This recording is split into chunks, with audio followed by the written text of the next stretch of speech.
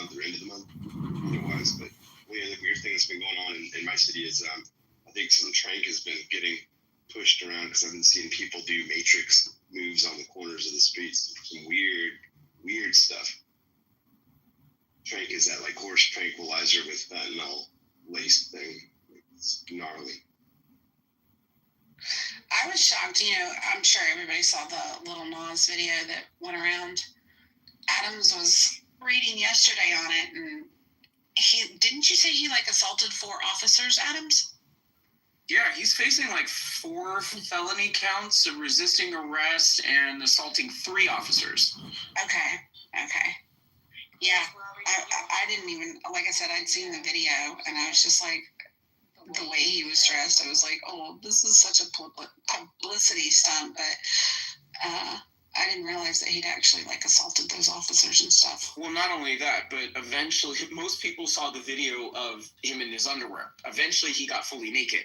So the other part of this that really upsets me is the fact that, given the homeless population, I've been on Clubhouse and I've walked down Hollywood Boulevard and have seen fully naked homeless people changing just right on the sidewalk. There was one time this dude was sunning his balls right on the corner, just laid out on the lawn, spread eagle, sunning his balls, so I feel like our public indecency laws need to be enforced. There were people back in the early 2000s that got put on the sex offender registry for peeing in public. Wow. That's a lot. I think I'd be scared to live in LA.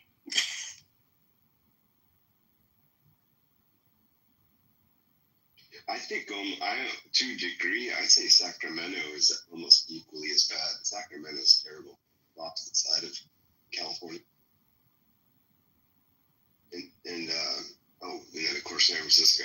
I mean, hello. They still got the poop maps going, I think. I don't know. I haven't checked it lately because I don't go there anymore. Are you still out in Cali, Sean? Mm-hmm. Yeah, I'm San Luis Obispo area. Okay. We got lots of Cali folks, too. Yeah, I'm surprised. There really isn't a ton of. There's not a lot of people from the West Coast on this app, especially California. Really? I feel like there's quite a few. I hear more people from Cali oftentimes than and Texas. We got quite a few Texans too. Oh my God, they're the worst. They are literally the worst. I can't deal with people from Texas. I really can't. Things seem a little fragile, so I guess I was just noticing. It's Austin Texans. It's those ones from Austin. You know why? Right. Because they're the ones from they're the Californians living in Texas. Because Austin, I hear, is super, super, super liberal. But it's one of the nicest places in Texas, from what I understand, as far as weather. I mean, I don't know. I like good weather. So every person that I grew up with that decided we're not going to, we're not going to be able to afford, the same house that, we grew up in. A lot of them moved to Texas, got divorced, and moved right back and found a man to provide. So like I said, at the end of the day, people want to live the Texas dream. The food culture is horrible. The weather is absolutely terrible.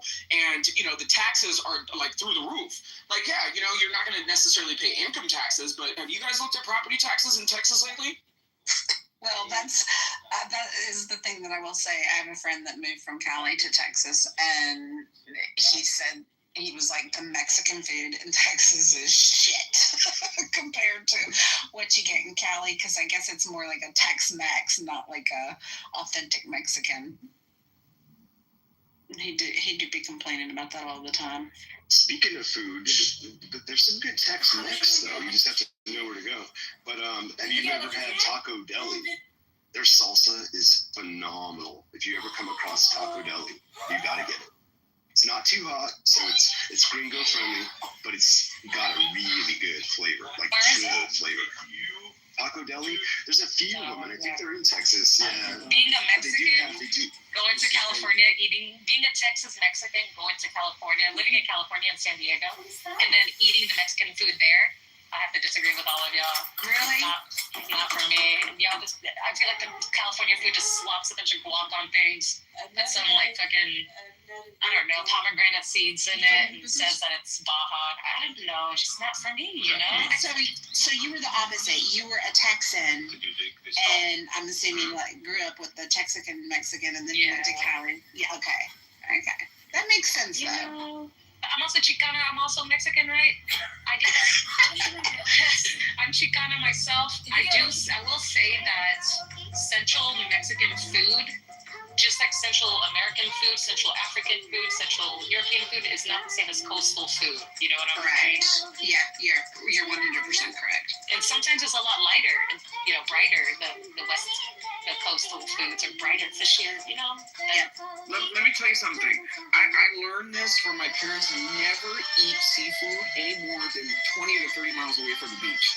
Okay? I went to Vegas one time to Cabo Wabo Cantina, and I literally ended up at Sunrise Hospital. Like, I was throwing up for hours. Like, they were carrying me through the freaking Venetian on a gurney with my balls hanging out because I was like, it was horrible. Like, absolutely horrible. But, like, I'm telling you, like, don't ever eat seafood too far away from the beach. Or after a storm. That's another thing, too. Like, a lot of people, we have, like, El Niños and, like, our seasonal storms in California. Then you see people sitting at Mastro's having a lobster dinner. It's like, okay, you're just asking to get sick. Why not after a storm? Because of the way that, like, the sewage and, the runoff systems work and where people are fishing. Like, the water in California is not very clean. I didn't know that about the storms, but that makes perfect sense. But yeah, my parents have always said the same thing. We have one seafood restaurant in our town locally that has fresh fish shipped from the coast. That's where I'll go, like, if I want really, really good seafood. But I agree with you, for the most part, I only get it when we go down to the coast. Oh my god, this actually reminds me, I saw a disgusting video this morning, and it was here in New York City on the Hudson. I'm not going to say who they were, but there were some people who provide services to the community in trucks of the sort, who were fishing in the Hudson, like netting in the Hudson, which is illegal, by the way. But can you imagine in the Hudson River, brackish gray water, fishing and serving it? Ew, they're all here. Have some tilapia. Do you not remember when that plane crashed into the Hudson? I do remember, Sully. Oh my god. I remember thinking, like, everybody on that plane needs to take an AIDS test now. Like, that water is so incredibly fucking dirty. Like, I see YouTube videos of people swimming in the Hudson River. Like, who does that? Oh my god, I saw some people capsize in a canoe, and I was gonna throw up. I was like, oh. Would you believe that people kayak in the LA River? Yeah, I've seen that. That is, I know, I can't. I just can't. Like, oh my god. Yeah, I couldn't do that. I mean, you're talking to a person since the fires. I have not been to the times when they're the ones accused. I'd like to hear what he proposes as an alternative, Like, so he's not to do the investigation. He wants the idea to investigate their own alleged crimes. Right, but how is that any less biased? Like, what? Well, that's the definition of bias. We cannot allow that. Let's say you're accused of committing murder, and I'm like, you know what, Aziz? You're going to investigate your own murder. Tell me, are you guilty or not? Bro, the case is closed. That's what I said. Like, when did someone involved in the act, crime or innocence, ever be the judge or ever be like a lawyer? Trump. So to be fair, no, I When guess. did that ever happen in history? So to be fair, no, I guess that is actually it is actually common practice within militaries. That's why you have military police. Really? So the military police, yeah. So every military has a military police, right? I see. Yeah. So in the case in Israel, for example, of the military police arresting the people who raped the Palestinian prisoner, right? Okay. The military police were actually doing their job. But what happened was that people, like regular civilian people, started protesting against this, Yeah. And the Knesset held hearings against this, saying that Israelis have the right to rape Palestinians. At which point, the military police... The Israelis... Dude, let me just finish talking. You talking shit, bro. You don't know about it. I'm sorry, let me finish. Because I haven't heard this before. I don't know this. So at which point, the military police were under so much pressure from the government and society that they had to release them. So they're not. What are you saying? Either. So they're not fit. So what am I saying? What I'm saying is what I'm saying. You don't understand what I'm The saying. military, bro, because the way you saying you fucked up. The military police, the word of the same Okay, government. when should was it this? What he said. Like the Israeli military police so all of a sudden like reliable. No, I didn't say it was all of a sudden reliable. I said that in this case, Good Lord. they were actually doing their job, and they still could not do it due to pressures from other institutions within the government. But in a general sense, outside of Israel, look at any other government, right? Every military has a military police whose job it is to persecute or prosecute the people in the military who are committing war crimes. Obviously, this is not the greatest system in the world. All right, so white Jewish people raping kids. Hold on. Okay, so how long has America America does. This is an institution. The fact that every military has a military police is at least 70 years old. What is the military? I'm sorry, I didn't get it. Thank you, Benny. I just want to add on to Ben's point. So specifically in the Israeli parliament, there is I forgot the exact bill, but there's legislation that's passed specifically because the point is when they talk about Israeli raping, for example, the prisoners, is because of the fact that when it comes to for example, the United States, right? You give, for example, the classification of people. So obviously you have the United States citizens, you have like diplomats, then you have like citizens, then you have, for example, permanent residents, then you have, for example, illegal, like asylum seekers, then you have illegal aliens, and then, for example, you have refugees, right? So it's usually the classification. In Israel, the thing is that you have citizens, and then you also have people that are, quote unquote, seen as second-class citizens. Now, legally, there's still Palestinians who are residing within Israel, right? Who do the day-to-day job and stuff. They're still classified as citizens of the country. Now, what happens basically is that there was legislation that was introduced and passed, and it almost was passed through a majority of seeing people who are non-Jewish ethnically to be seen as second-class citizens, so not having the rights of a fellow citizen would. So that means, for example, when it comes to their taxation codes, when it comes to, for example, their civic duty, for example, to vote, and their powers in that regard, for example, the power that any citizen is granted, right? Is not, for example, it's different now. And doing it on the basis of, for example, specifically ethnicity, for example, or religion.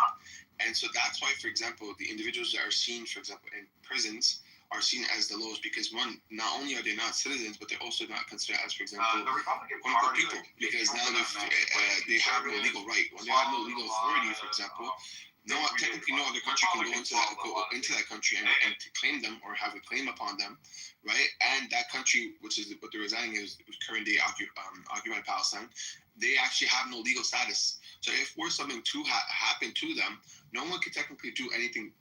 Obviously people can, but I'm saying no one can technically do anything in that instance because they have no right. Now, according to any other convention or, for example, the United Nations, it's considered as a war crime because you can't just rape a war person. That's not allowed.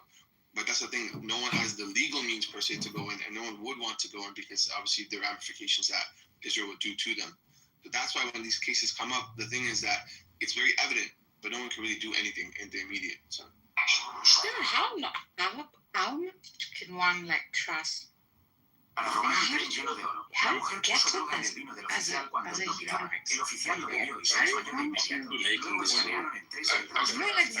We decide, we prosecute, and we fight according to. This is just power. If you have a lot of power, you get to do what you want. The Jews have a lot of power, so they get to do what they want.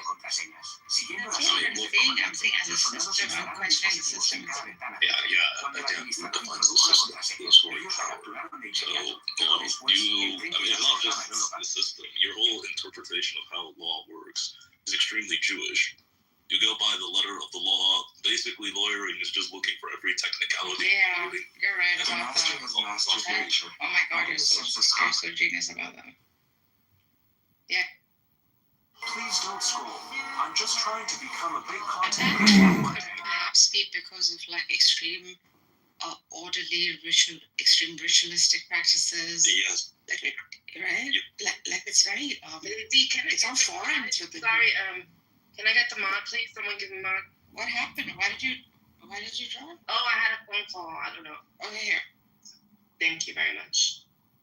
See, the myth of the world is that, we're shaped by Christian norms and Christian values in the West. Now we're shaped by Jewish law, Jewish worldviews, legalisms. I mean, look, to be honest. But it's not wrong. It is right. Like once the letter of the law is inscribed in stone, I mean that is the safety net of one who's fighting a case, right? So it's not even to say like a Jewish lawyer or someone who's well versed with these with the detailing. A lot of technical nonsense. Okay, for instance, what? It's not nonsense. That's the loophole, I think, in the whole system. No, can I tell you something? Israeli people is fucked up. They're raping kids. You know that? They're raping kids, and they got no fucking self-defense. They are bitch ass. That's why they call America to help them. But America say, fuck off. You know why they not help him? Because America don't want to be in jail for the fight. That's right, Can I please, hello everyone, can I please answer just the point made by Bani Adam earlier? You said that why does, since the IOF, they have their military police, why don't they just, be trusted with the investigation? Okay, what we said then? What I said was there is a common practice amongst militaries all across the world to have military police. Okay? So that is, there is a precedent in that regard. With regards to Israel specifically, there is historical precedent to show that they do not have the ability to remain impartial and actually prosecute war crimes. They prosecute war crimes. I said they do not have the ability to remain impartial and prosecute war crimes due to pressures from society and the government. So why the fucking Jewish people are raping kids? It's because, are you listening to me? I'm listening to you because the way you're talking, you fucked up. You just coming like a top, bro. Watch your mouth before you come. Oh my god. Watch your mouth, you retarded. The way you're talking is why you put the dog picture in your face, though. Nah, bro, the way you're talking, you coming tough. Watch your mouth. Fuck Israel. Fuck Israel. Straight. Fuck Israel. Fuck his mama, fuck his sister, fuck his whole family. Straight. I'm supporting Israel because of time. Okay, can we keep it respectful, please? Regardless of your I just wanted to add to Nerj's point is that I think that the reason why is when it comes to only following the letter of law is something that is deficient is because as time changes, laws also develop. Now obviously there is a bifurcation between common and civil law, especially in for example in Europe and then obviously North America. But the thing is that as time changes, right, you'll have civic conundrums that will emerge. Like for example, in South Carolina, when a gay couple goes to, for example, a Catholic baker and says to them that for our wedding we would like a cake. Now, if for example the person the business owner chose to not provide them business, is it in violation of for example the gay couple's rights? Or when the gay couple goes to the Catholic baker, right? Should they be cognizant of the fact that the person will serve them because that's his right to do business with who he chooses to? So, for example, the letter of the law would say, for example, the superiority of the business owner, but as there is, for example, maybe an emerging LGBT community, regardless of where it stands on them, right? This, for example, would showcase that, okay, is the law needed to be amended in that case? So the letter of the law, for example, is very important because there's the letter of the law and then also there is the overarching meaning of the law per se. Yeah, thank you, Johnny. It actually did strike. before you said it. Like, yeah. I think I was looking at it as a particular to the situation we have at hand, and therefore, like, thinking, bro, there's no way they're gonna like punish them or bring them to justice. You know? Yeah. Because we go by the letter of the law. I mean, you no. In this case, what Caleb is proposing, which is justified, because I guess we've been doing it like this all along. No. Even if you go by the letter of the law, due to the pressures of both Israeli society and Israeli government, right? Yeah, even if you go by the letter of the law, they still won't follow the letter of the law because their underlying culture is that of supremacy. Okay, so this is what I would have said. Yeah, from religious supremacy. Yeah, there's just no way like this. You think the UN's gonna involve itself, or is the UN Zionist too? The UN is basically under the control of the Security Council, which means it's the United. I guess we all need to write testimony. Thinking about it yesterday. You guys, you know what? I think this narrative can be changed very conveniently, like in a short period of time too, simply because because it can. There's just such an unequal distribution of power in this case that we should write testimonies and keep it so that, or keep it in a safe or something so that it's not forgotten. It will, because they're proof of showing that someone actually did that. No, but testimony is evidence in court. Yeah, I know, but the reason why testimony holds up much higher for senior ranking people is because you can actually definitively show that they planned something, they orchestrated something, they wanted, execution. But one soldier, however, it's the world against. Our numbers are large, and we're all varied, different nationalities, different languages, different parts of the world. Leftists have no interest in gosh, I'm such an idealist, man. Yeah, you're an idealist. But leftists have no interest in prosecuting Jews. Honestly, the most fair thing if you have to choose would actually be for Arabs to have mass collective punishment, because we don't really have to lie. Most Israeli Jews do support what their government and people are doing and have basically no qualms about it. I'm not saying this is right, but it's probably more fair than the Western tribunals that would happen. Is this gonna end up being like the Kurds, the Armenians? But I think the world has witnessed it a bit much, on a much larger scale, on a much bigger pageantry, bigger theatrics involved. It's so glorious as an event, right? As painful as it is, but it's not. It's so well known. It's Why not. The only reason it's known as an event is because Jews are the ones doing it. What Turkey did in Western Armenia is... Wow. Yeah. Wow, no wonder they call you anti-Semitic. No, I'm being serious. You cannot tell me... I agree. You cannot tell me what Turkey... Okay, why do you attack me? Show me how what Turkey did in Western Armenia isn't worse than what Israel is doing. Show me how what... Agreed. That's why I'm saying if that can be forgotten, this too. Yeah, but why is it forgotten? Because it didn't happen to Jews. No, this is remembered because Jews didn't do it, or it didn't happen to them. Is that what you said? No, that, and when you just come off as saying we are the greatest people, God's gift to the earth, and then also committing atrocities. That's why you get so scrutinized so much, because it's you're saying two things. Or saying and doing two things that are just completely opposite to each other. We're God's chosen people, yet we also choose to murder and kill and do all types of crazy shit. It's worse than that. The stupidest thing these people did was that they drew all this world attention to their little, ethnocidal project because they wanted support. Okay, but if increased support means increased hyper-focus on what exactly you're doing. So when the crimes came out, there's nowhere for them to run. I don't think the idea drew attention. I think it was TikTok. I think it was the media. I'm not talking about the idea. I'm saying Jewish media. Jewish media has been shoving down people's throats in the West. We need to support Israel. We need to support Israel. We need to support Israel. So everyone in the West knows about Israel. If these people were smart, from the moment they created their state, there would have been a media blackout of Israel. Israel, what the fuck is that? I don't know. Israel should have, if they were smart, Israel should have become as irrelevant of a country in U.S. news and British news and Western news as Somalia. You know, there's no one cared or know what's being conditioned, obviously, in the school, education system, just being like there's slavery and the Holocaust.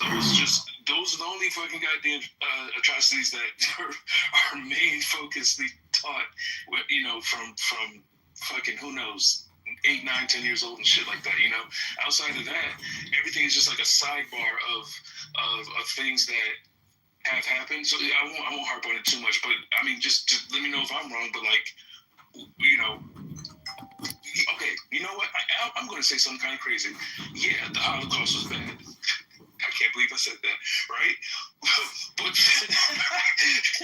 but to even on people as if other things weren't bad and to focus on, it allowed people to just say, oh no, we can't have another Hitler. Using Hitler in a poor format for examples or stuff like that.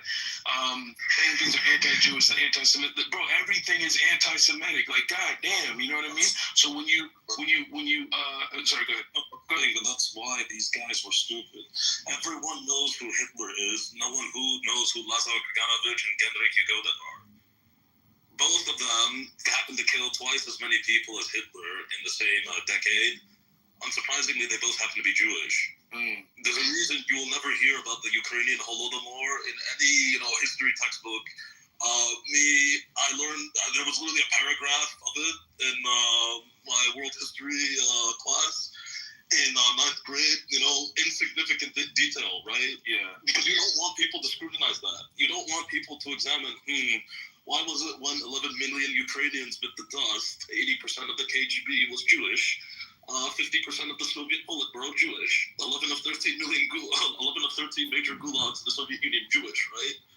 If they were smart, they would have made Israel as irrelevant news-wise and attention-wise and focus-wise as any other country in Africa or Asia. But they're not smart because they're too. No, but there's a catch-22 there. If you're gonna get as much military aid as you need to perpetrate this project of religious supremacy over the whole region with a 100-year plan of taking everything from the Nile to Euphrates and all of that jazz, you need a lot of support. In order to get that much support, you need public opinion to be on your side. In order to get public opinion on your side, you need to constantly blast the media saying that Israel is number one ally, blah, blah, blah, blah. So yes, if you could do it on your own economically, then yes, absolutely keep it out of the media. But since you need America's help to do it, both economically and diplomatically, then no, you need to blast it. Yes, but that's why I'll always say the smartest Jews in the world were, the Bolsheviks turned out to be pretty retarded for their own different reasons. But those of the young Turks in Turkey and the leftist faggots that are in America both have basically said, you ethnocidal fucks. They both basically said that Israel is not really their concern. Why would I fight for Israel when I can rule my empire here and, mask myself in between the larger masses? Yeah, these are the smartest Jews. Ben-Gvir, Netanyahu, and all these people are retarded. Soros funds both sides. He literally funds, anti-Israel protests, and then funds pro-Israel protests. No one really focuses on this guy, right? Except some wild MAGA conspiracy theories. But these guys are intelligent. The ones in Tel Aviv running around shooting people, putting their name on something, they're going to get fucked at that.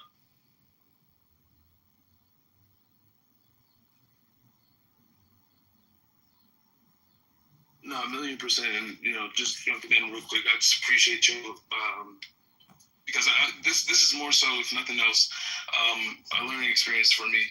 So everything that you guys are saying, I appreciate because these are clearly things I wasn't taught. Wow, what an educational experience this young guy is getting attached to. Be kind to the Jews. Okay, why? You know what I mean? Let me not go that route. But no, anyways, basically all I'm saying is I appreciate y'all because y'all are doing a service that is necessary for anybody who has questions with conflicts like this. So, whatever, take that for what it is. But it's interesting to see, you know, because you clearly know, or I'm sure we're all aware of the blinded American citizen, right? Who's just like, oh well, I'm just going to support Israel because they're our greatest ally. It's like, did you not question anything? Like, did you not? You know, you just have your blinders on? Do you truly use the media as your arbiter of truth? It's like, well, Israel said that Hamas is bad, so it's got to be bad. Oh, so the children, the women, the kids, the goddamn all these murders, the hospitals getting bombed. Like, you just put your blinders on that one, like, you know. So getting out of that, you know. I hate to use these movie tropes and stuff like that, but getting out of that matrix, that mindset of like, oh, well, what the government tells me is right, like, that's what's going to save your life. Because what people don't realize is that if Israel gets their way, there is not going to be any America. There's not going to be your land of the free. There's not going to be your freedom of speech. There's not going to be your right to bear arms, or your constitutional rights. And all that shit gone, Israel going to have its way. Because it's going to have its way with its country, and it's going to fucking, there's a word I'm looking for, it's like, fuck it, infected into everywhere else. And it's like, bro, if that's what you want, it's coming.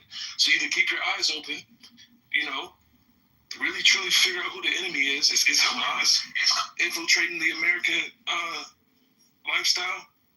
I don't think so. Last time I checked, I don't see anybody saying, oh man, Hamas is controlling the government and the courts and the money and the entertainment and all this other stuff, right? And the music and all that other stuff. So why am I afraid of Hamas? I really should be afraid of them. The Zionists, you know what I'm talking about? So I'll leave it at that. I'm going to shut up. I've been on rambling. But yeah.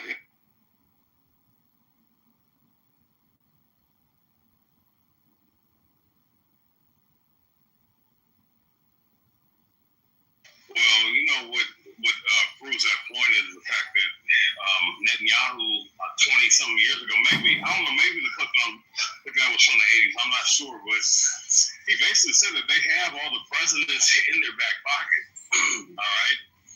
And that basically, you know, I mean, America pretty much is Israel because they're pretty much their property. So, you know, it's just kind of interesting to see how the logic of people in America, it shows you that a lot of people in America are not really informed about who runs this country and the certain particulars and certain things that are going on. You know, like the bankers, pretty much all of them are Jewish, and they own the fucking America. They own the treasury. They own a lot of things. So it's like, it is what it is. But, you know, people are not going to, they're going to find out very soon, you know, once they establish a lot of things. So, I'll land on this. It's funny how people were talking about how Trump was talking about the flag, that they're trying to make it illegal to be burned. They also were talking about the Israeli flag as well. So you can't burn those two flags, or you can burn everybody else's flag. So it's just No, 100%. That's what I'm saying. Like, it's going to stem from your constitutional rights because it's going to merge into there. Oh, this is our greatest ally. So if we can't burn the American flag, I guess we can't burn the Israeli flag too, an outside country. And entity. When the fuck did America give a fuck about an outside country? There's some people who think Texas is a fucking is the country, like the America. You know what I mean? Like, bro, like, and I don't want to even advocate for, you know, stupidity, but it's just like it truly seems as if America is trying to adopt. I don't know, bro. Like, because I'm really not even trying to hit the America First type of thing or whatever, right? But it's more so just protect your own country. Like, why do you need the help of Israel? What benefit does Israel have to the American people? None. It's a net negative. It doesn't. I swear to God, it doesn't, right? Because here's the thing. Unfortunately, Zionists only have their best interests for them. They don't go out and help other communities and all this other stuff, right? But if it was the other way around, if they had the same financial backing, like if they have the same amount of pull power, I mean they do. But I'm saying if they had the same amount of money that America does, and let's say the roles were reversed, that America was in war with someone else, right? I guarantee you, Israel would not give them nowhere near as much the amount of budget that the American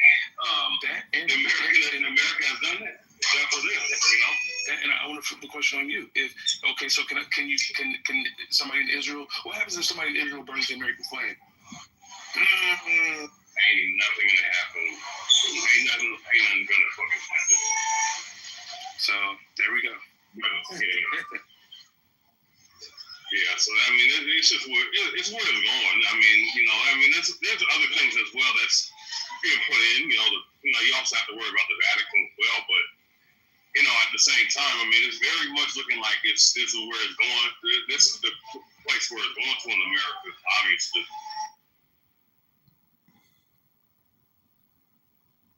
100%, man. Now we get it clearly. Obviously, there's nothing I'm gonna say that's something that you don't know or whatever. But yeah. This is super unfortunate for me, bro. I'm gonna keep it real. America's, I don't know when. So I don't know if I'm gonna say it's getting soft or has gotten soft, but it is soft right now. Like they're just soft, bro. Like America's not, bro. As soon as you know what it is, bro.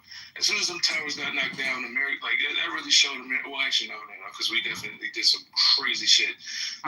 It's like Afghanistan, right? All that other shit, right? But outside of that, bro, it's just been pure virtue signaling. Oh, not even like kumbaya type shit. It's just been weird on their back. America's laid on their back and let just demonic ghouls take over. Now, is that also stemming from like whatever kind of sicko shit Epstein had with the dirt on people, and that's why the government's like, oh shit, well damn, now we've been infected by Israel or the Zionists, whatever the fuck, because he's Messiah and all that other shit. Yeah, okay, conspiratorial like motherfucker. But you know what I mean? But it's like, well, what was it? What made America soft as hell to be like, oh yeah, we're gonna hold hands with Israel? What the fuck we need Israel for? Like, come on, bro. Like, that's why that's why I look at America like, damn, this shit not the same country. And two, that's why I got the fuck out of there, bro. Like, I don't want to be associated with just mental retarded, poor decision making, not caring about your country shit, bro. Like, that's not America to me. It's not. So, well, I mean, they got the president they want in office. I mean, he's a staunch Zionist and Jesuit. And the Jesuits, they're a Jewish Catholic alliance. So, and like I said, Trump was a staunch follower of both. So, I mean, he's going to enact whatever the hell they want him to do. So, and the funny thing is, the people that voted him in, the people that are on the far right. It's funny how he's sitting up here slapping them in the face right now saying, anybody talking about the Epstein file, which, I mean, I think it's a distraction personally, but still, he put so much emphasis on bringing it out. And then now, when he's put on the spot, he says he's giving these people the middle finger, saying, oh, well, if you talk about it, you're weird. Or, pretty much it's like you have to be mentally retarded and mentally simple, man, to still be supporting that guy. Sorry, I just got out of negative 5 degrees freezing. Cold death or no?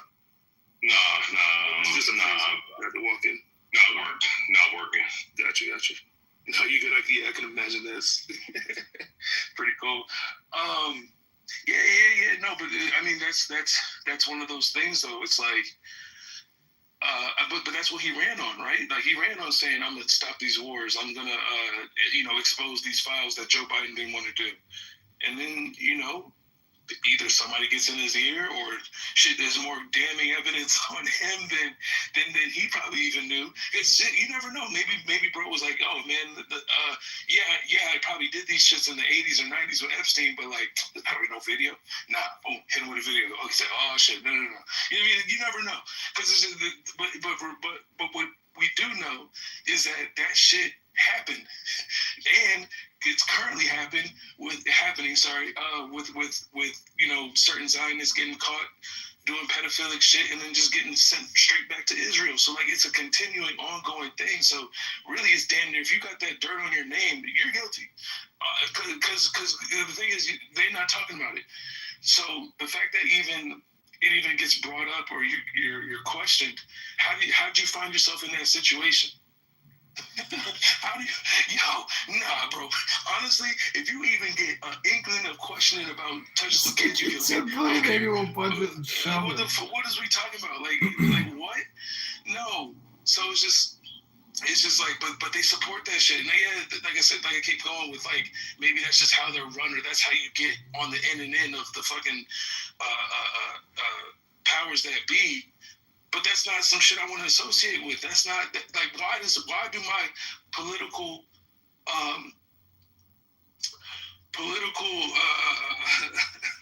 representatives have to be in weirdo shit from genocide all the way down?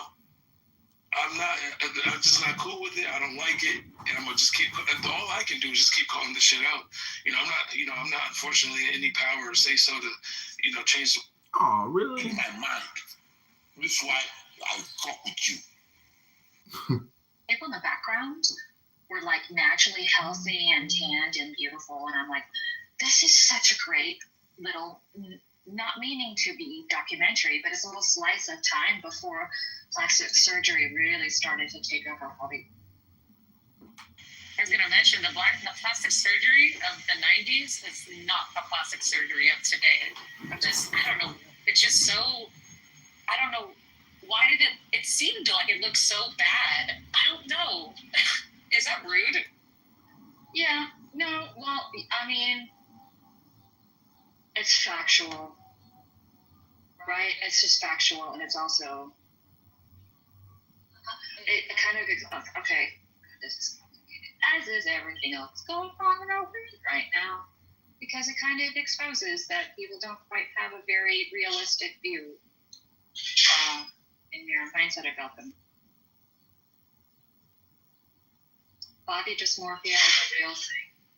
Yeah, and and of course, I say that kind our culture, our pop culture does it, is very promoting of what's okay and what's not okay. I mean, you remember, who is it? Isn't it Harrison Ford who was married to, oh God, what's the really thin, remember the whole lollipop thing going on? They call it the lollipop look. It was like back during like Friends, and it was like people were so rail twigged.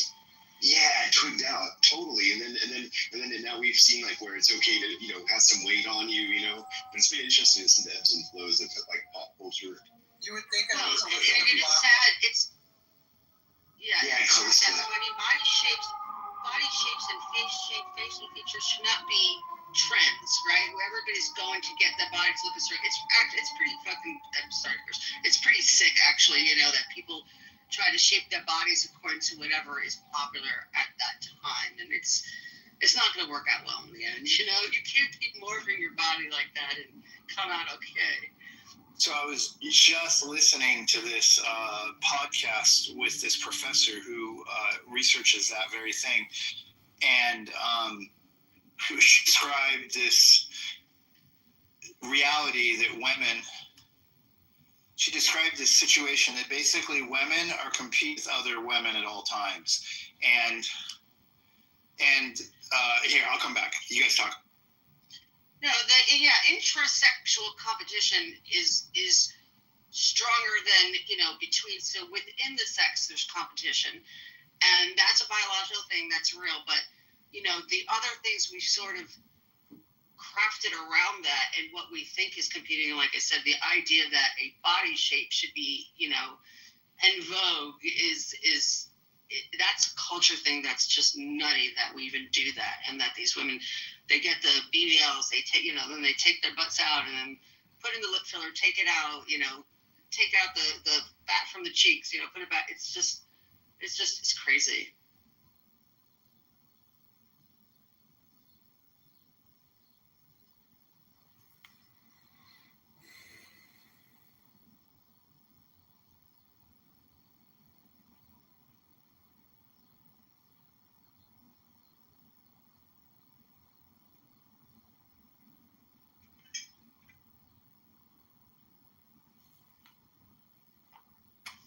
Okay, so what I was trying to say was I listened to this documentary. The woman's a professor.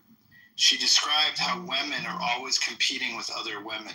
and the trends follow women's. How do I paraphrase this? I'm trying to paraphrase it. Women convince other women to think that men don't like on purpose. So women are trying to basically outcompete the women around them. And by doing that, for instance, when Twiggy was big, men liked thicker women at that time. So society and culture, woman fashion culture pushed super skinny girls. Because a woman promoting a super skinny girl to men knows that the man is going to pick her over the super skinny girls. And then you fast forward, and it flipped. Over time, it flipped. So now pop culture and women suggest that being heavy is a good thing and attractive because men don't like heavy dicks as much as they used to. And so women, because they know that they are limiting the chances, they're increasing their chances of having men come back to them, and how fashion culture follows this trend throughout history. And it was super interesting. So what you're telling me is that women have never dressed for the male gaze. Only the female gaze. Got it. Perfect. I love it. Thank you. Yeah, that's pretty much what it is, right? Indirectly, yes. Yeah. I mean, if I just my casual listening to men speak versus women, I think women are much more critical of other women than men are of women. Oh yeah. It's so easy as a woman for me to just totally dismiss a man. If you're like just like, okay, bye, whatever. But if a woman, I will harp on a woman. No, you get right. You're making our gender look bad. I would do that. Yeah. Damn. Do I need to work on that?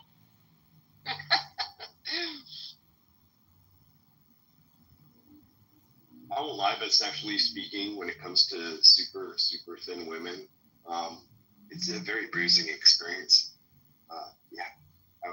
When you wake up and you wonder why you felt like you got punched in the lower pelvis, and you're like, wait, why is that? You're like, oh shit, I got bruised. Okay, I'm gonna leave that. I'm gonna leave it right there. Don't go any further, sorry. Stay. That's a really good point. A little cushion is nice, okay? Not too bony, please. I mean, that's my preference. We all have preferences. Well, you know why sex is like a box of Kentucky Fried Chicken? Why? I can't wait to learn, John. Tell us. I feel I know Leave what us you're thinking. saying. Leave us thinking. There you go. After you're done with the breast and the thigh, the only thing left to do is to stick your bone back in the greasy box. What in the hell, John? We can rely on campaign trail, and that's what he opens up for Excuse me. At least he didn't say it was finger looking good. We're in the muff, ladies and gentlemen. John, I swear to God, I have, what do you call it? Well, I feel like I'm getting reverse multiple personality disorder because you have so many damn accounts with different pictures. I'm like, oh, it's that John. You're fucking my brain up, bro. Well, it's a you problem. Are you sure you're not projecting? Well, I don't know. So many accounts, just it's confusing sometimes. It's a you problem. Are you sure you're not projecting? Why not just one main one? Like, and maybe a couple. What's the take on having so many? Like, honestly, I don't think I've ever heard. Well, they just, I don't know if you know about this latest purge, but they clipped a bunch of people's accounts and they clipped 4 of mine. So this is the newer account. So you only have 37 accounts left? Is that what you're saying? Did they give you a reason why? No, they don't give you a reason why. Huh. That's interesting. Have you ever called Clubhouse customer service? Did you call Has anyone here ever called Clubhouse customer service to find out what's wrong with their account? I don't think they have a phone. I sent an email. And that they returned my email in about 2 days. But this is,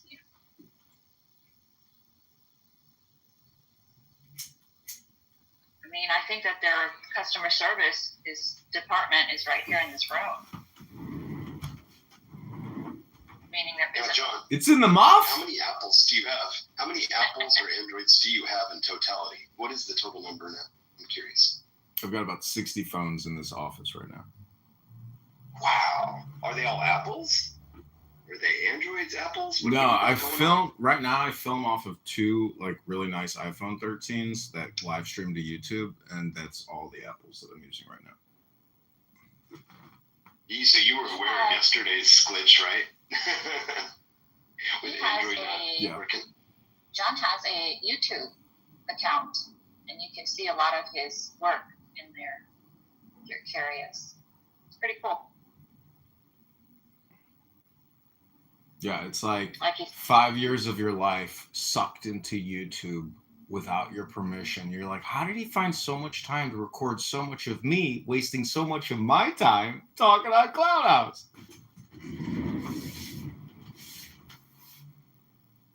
We are not wasting time, John. We are being productive citizens. Yes. Now, John, if you do end up creating a Netflix original of Clubhouse, which you probably should consider, you do know that you're going to need to pay all of this, right? Let's not go down that path right now because we have no Netflix deal. And if you haven't even spent 5 minutes actually looking at my YouTube, you might realize pretty quickly that all my footage would never make it to Netflix because it's not Netflix quality. It's being filmed on a cell phone of a cell phone. But a documentary of a reality documentary. That's not hard to do. You can bring that quality up real quick.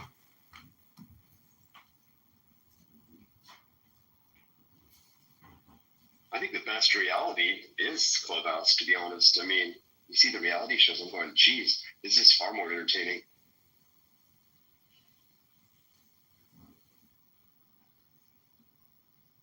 It can be.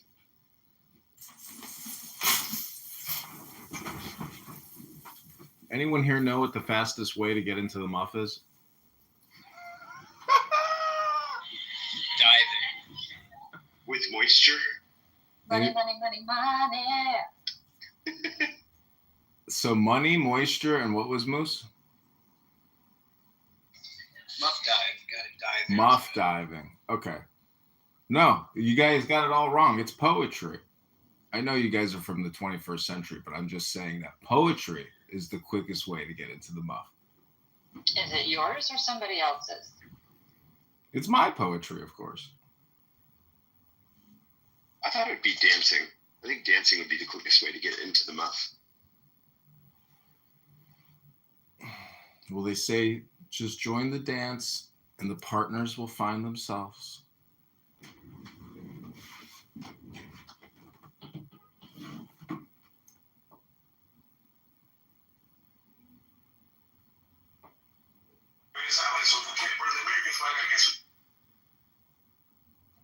Does anybody have any urban gardening tips? What about? Where's Thema when you need her? Where's she? I can tell you about cucumbers. Yeah, tell me about cucumbers, actually. When would you grow it, and what kind of potting should I I have a little compost guy that I make my own soil, which is fucking sick. But other than that, I need help. Okay, let me turn my TV down or off, whatever you say. You know how they have gossamer little bags? Oh, yeah. For gifts? Get really long ones, and then you put it, and I know this sounds nuts, but bear with me here. You guys have a pest or a bird, rodent, things like that. If you put them around each vegetable, it keeps the birds from getting it. And what you want to do also is, this should be okay for urban stuff.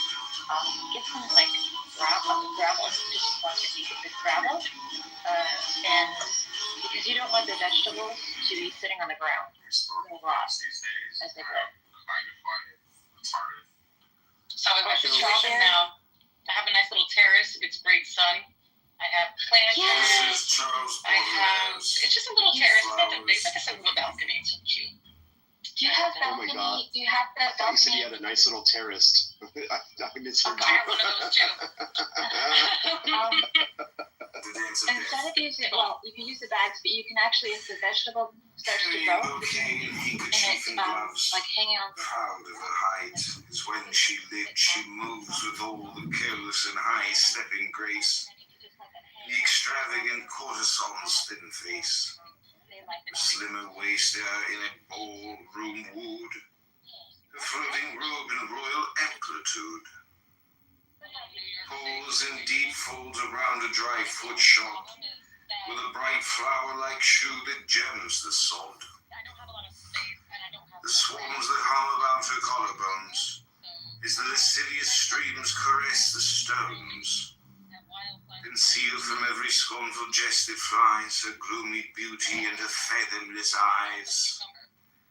Unmade of shade and void with flowery sprays, her skull is wreathed artistically in sways. Feeble and weak are her frail vertebrae. Oh, charm of nothing, decked in folly they, who laugh and name you a caricature. They see not, they whom flesh and blood allure, the nameless grace of every bleached, bare bone that is most dear to me, tall skeleton. Come you to trouble with your potent snare the feast of life, or are you driven here to pleasure's Sabbath, by dead lusts that stirred and goad your moving corpse on with a spur?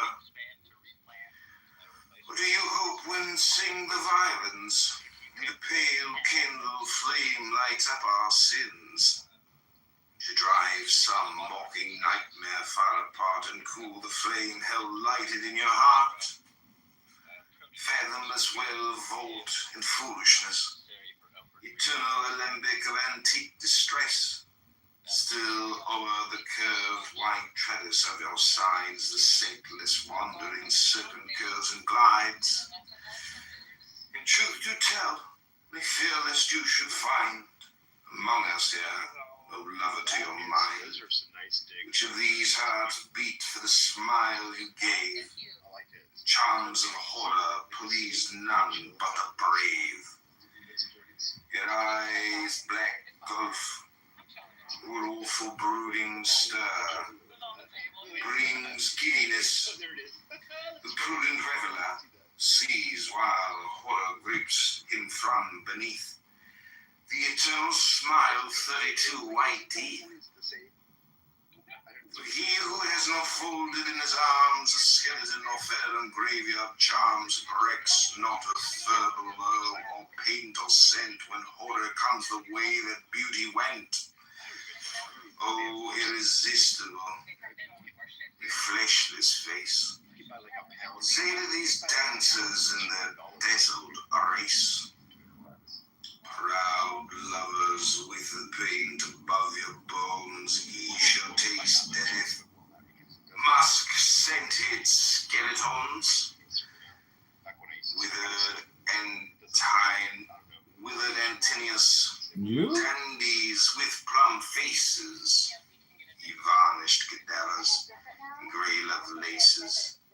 Ye go to lands unknown and void of breath, drawn by the rumor of the dance of death. From Sayan's cold quays to Ganges' burning stream, the mortal troopers dance onward in a dream. They do not see within the open sky the angel's sinister trumpet raised on high. In every clime, in every sun, death laughs at ye, mad mortals, as ye run, and oft perfumes herself with myrrh, with your madness, irony. That is Le Fleur de Mort by Charles Baudelaire, read by the poet. I was like, where's this guy? And on the side of the road, and my car started to suck. We had one person significantly change the telomere length within 4 days.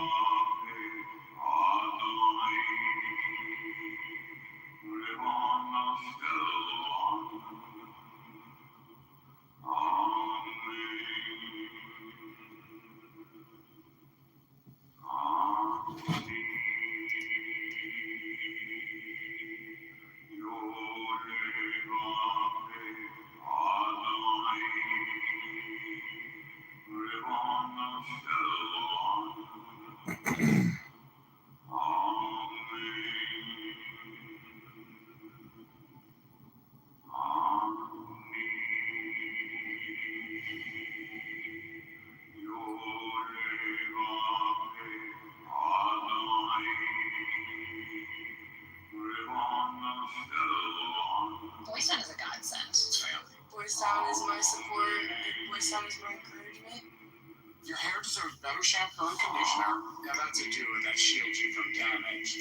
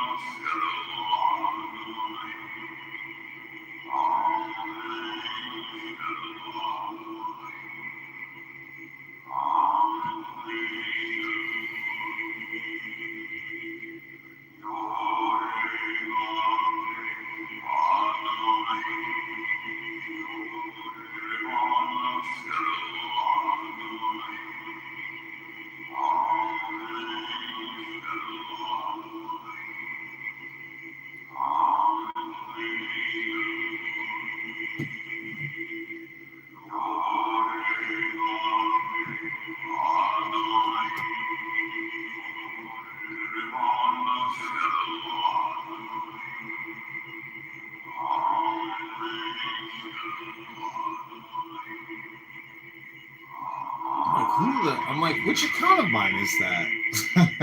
I was like, how am I doing that? Which account is that? I gotta check it again. Is that me? Congress Jen, it's not me. Look at all those houses.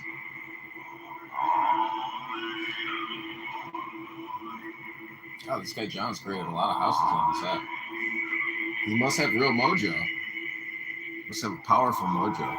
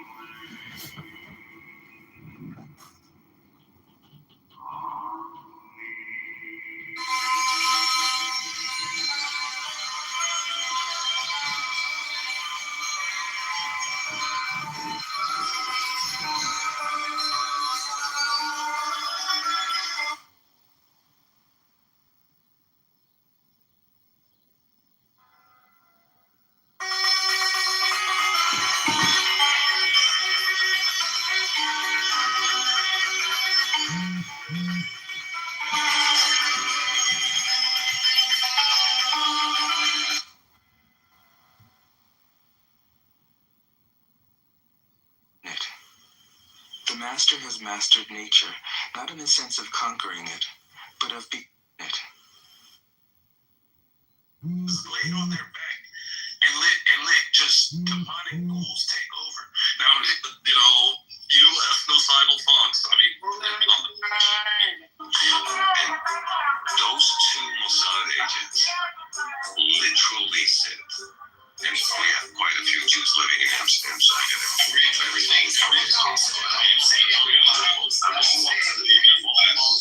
Emerged as a regional superpower, but that's as of June, when we had our 12-day war. Okay, the song is called Music of Light. It's a 3-minute Santor. Hot off the press for you, Dr. Mojo.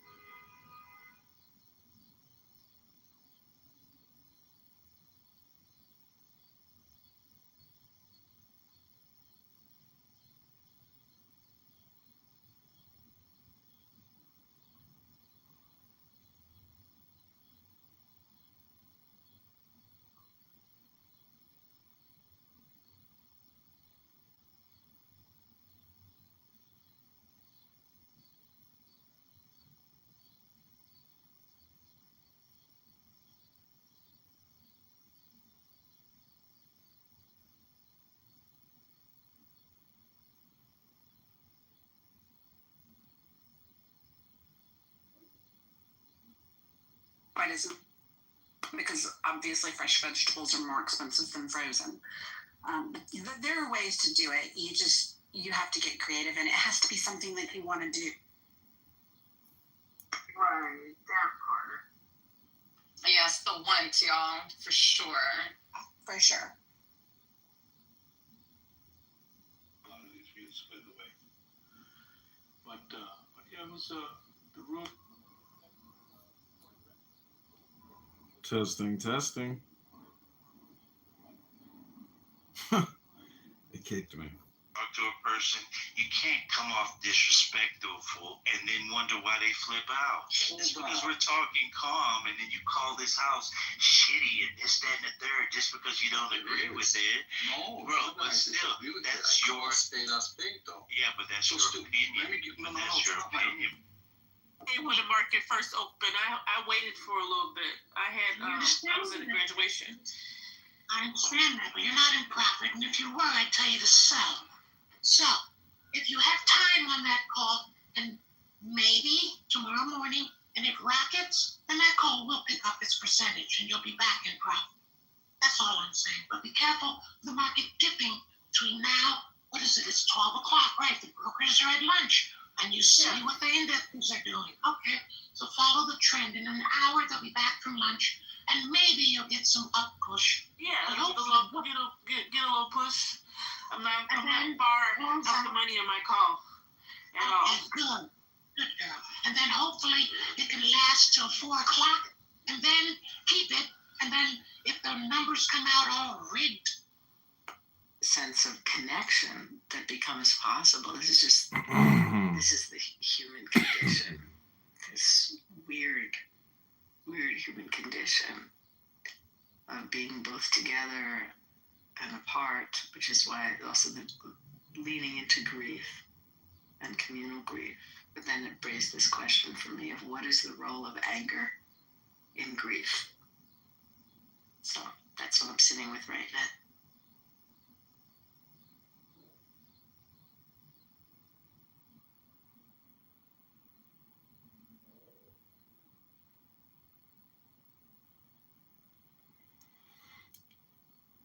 Yeah, that's a really good question. I would think that the anger is related to wanting to blame someone, whether someone out there, the universe at large, or oneself for not having done other things, and that's trying to kind of This music of life. Move away from the grief and take action on it, but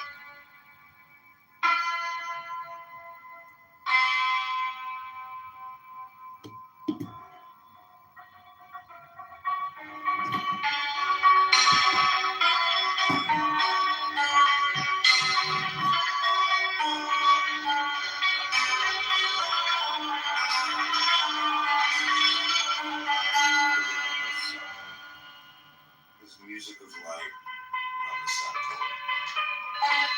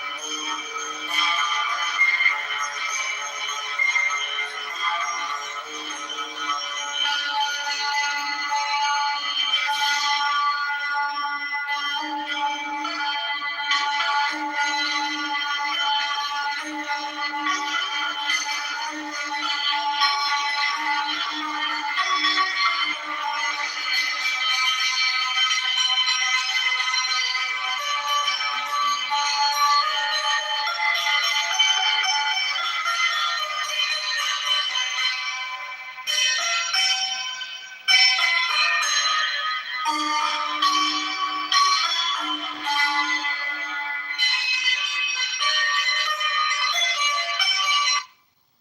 music of light on the sound.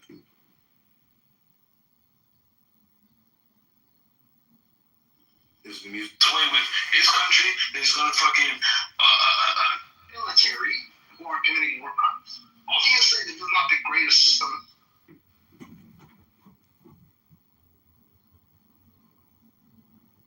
Okay, Mojo, I'm going to end this room. This has been Yahweh Adonai Rebono Shalom.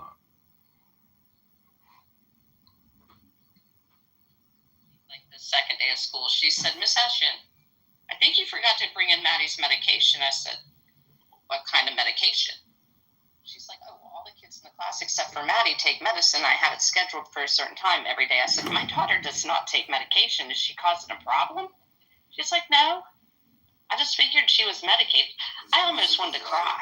I was like, are you kidding me? All these children are medicated in that class of 20 except for my daughter? There's no way in hell. My daughter was a kid. She just played and she would do things that were crazy and act a fool. But so many of my friends can't deal to put up with their kids that all their kids are medicated. And they act like little zombies. And it's sad to watch them. Because about 15, 20 minutes after they get their medicine, they literally walk around like little zombies. I don't want my kid to do that. She can act a fool. She can tell me to shut up. She can jump down the stairs and break her arm. Like, be a kid. Work out the energy. Maybe take the classroom and get up every 45 minutes and walk through the hall, go get drinks, go outside and play for 5 minutes and come right back in. Like, I don't know, but I just don't think all these children need to be medicated. I think it's lack of parental guidance of parenting a child. It's interesting. Jesus talked about that. Children, and of course, rising from the dead like a zombie. Good morning, Shirley. Hey, John. Good morning. Look at God. Like a child. Would y'all just look at God? Beautiful. Shirley, I'm amazed you're awake and rowdy and ready to go again. Because when I woke up this morning, you were still up. At 12? Yeah, I went to bed at 10 and I woke up at 11:30 and here's Miss Shirley still wide awake. Yeah. Yeah, okay, so my sister was here and we have rehabilitated my house. And it was in much need of rehabilitation. That means we were decorating. We had fun. We shopped. We spent money. I'm not good at spending money, Beth. I can't make decisions. I won't get out. Give it to me. I'll spend it for you. Honey, I don't have enough to share. I wish I did. I guess that's why it's so hard for me to spend money, because there's a limited amount, you know? And every decision is... Anyway, but you're going to have to... So MG says she's redoing her house too. I'm all in. I want to hear all the details. And Beth, Me too. And Beth is, I won't give the details of Beth still, but she's thinking about house decorating, and we'll just leave it at that. My favorite kind of house decorating. But anyway. I'm in the middle of doing that as well. So what are you doing to your house, Adrian? Well, we have a finished basement, and so one of the bedrooms in the basement, just converting that into one big walk-in closet. So the whole room is just going to be a walk-in closet. Took the floors down. And well, first, what we did when we first bought it, we noticed that the foundation had some problems. So, we patched that up. Yeah. All the necessary things for that. It doesn't leak or nothing like that. So, redid the drywall down there.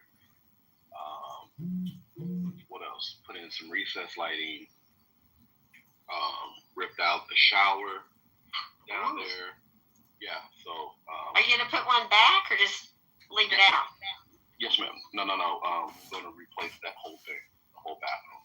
Well, Adrian, that's what I just went through. I had a carpenter in my house for almost a month, and I got a new bathroom. And so my sister came up, and she's queen of decorating, and we went out and got knickknacks to decorate my bathroom with. It is so cute. It's so cute. Anyway, so I had fun. But I have good taste, but I just have a hard time wanting to shop by myself or pull the trigger. And then if you have your sister with you, she can say, oh, yeah, that's good. I like that. Yeah. And like she would find things that I didn't see. Walking out of one of the shops, she found a $20 mirror. Anyway, just had a lot of fun. It be the smallest things that adds the biggest difference to, yes. decoration. Yes. Anyway, so when you've been going full blast for a few days, and my grandson, see the picture that I'm in right there? That's me at my grandson's wedding. My hair did not turn out exactly the way I wanted it, but I cleaned up for the wedding, and I cleaned up okay. So that's good. Oh yeah, Shirley, you look cute. You're bite size. I love it. That's a beautiful picture of you. Thank you, hon. Anyway, so Serendipity, you're running the room. What's going on? New York, Mike. I'm not sure if I know Mike, but I'm sure. Hey, hon. Sorry, I was doing random discussions. Oh, sorry, Serendipity. Go ahead. Oh yeah, no, go ahead. I was trying to get to my mute button. Yeah, no, it's just been coffee. Chilling out, hanging out. Lots of different topics. Well, I would love to read a poem in the muff. Oh Lord, John is back. Okay. That's up to Serendipity. Serendipity, we want to hear another poem from John. Let's take a poll. Let's take a poll. A poll in the muff, you say? Would you like for John poem, to hear John's poem? Let's just do a really quick poll. Quick no. I like the subconscious answer there. That was great. Oh my God, I just laughed out loud. That was funny. Okay, there we go.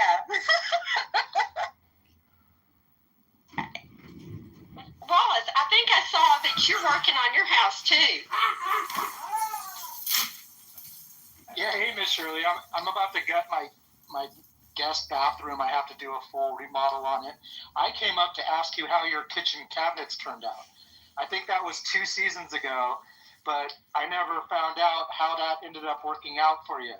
Well, what happened was I have a friend that moved up here who has bought a house that's a very, very dear friend from Texas. And he got involved with a good carpenter/painter. And instead of it costing me, all that drama of me stripping the cabinets, and then I got a job, and I just ended up not getting the kitchen painted. I had open shelving for 2 years, almost 3. And I got a painter, like a real painter, and they look like a professional did them. They are beautiful. So thank you for asking, Wallace. No, I do remember. That's what made me ask, because I remember all that drama you were going through, and that's what made me think about it, because you're on to another project, so I assumed that did get finished. Honey, I'm $40,000 past that project. I have done I got the sample lady job so I could spend money, because most of my money is somewhere so I can maybe live independently for a long time, and I don't want to spend that money. So I went and got this job. I redid the master bathroom, the sun porch, this bathroom, have done all the floors, put a French drain in my front so water wouldn't stand when it rained. Let's see, the painter stripped my porch, and then it was just so hot. He decided to start working on my porch. So the my deck, which is like 40 feet up in the air, is waiting for paint. Anyway, so that's the story, and it's all turned out really beautifully. The carpenter is slow, but he was very good, and it's just turned out like a little dollhouse. I need to post pictures on Instagram and and send everybody to Instagram to see. Anyway, so what's your plan with the bathroom, Wallace? It just has to be sheetrock, everything gutted. It didn't get a ceiling fan, so the previous owners hid the mold problem, and so it's like resurfaced and is unmanageable. So it just has to be totally gutted, a ceiling fan put in, and modernized, which is going to be nice. It wasn't a bad bathroom, but there's no way you could live with mold, so it totally just has to be corrected. Oh yeah, you can't deal with that. Did you do your flood cut? And how far did you go? Did you go 2 or 4 feet? Or did you just take out like the whole entire wall? Huh? Oh, I haven't started anything yet. I have to gut. Yeah, it's all surface and all like spotting and nothing. Even bleach won't even like just keep it away. I mean, it's the previous owners tried to paint over it and seal it and cover it, which is the wrong thing to do. The whole problem is the ventilation. So once a fan gets put in, I mean, who knows? I could get in there and find out the previous guy put the wrong sheetrock in. Yeah, I don't know.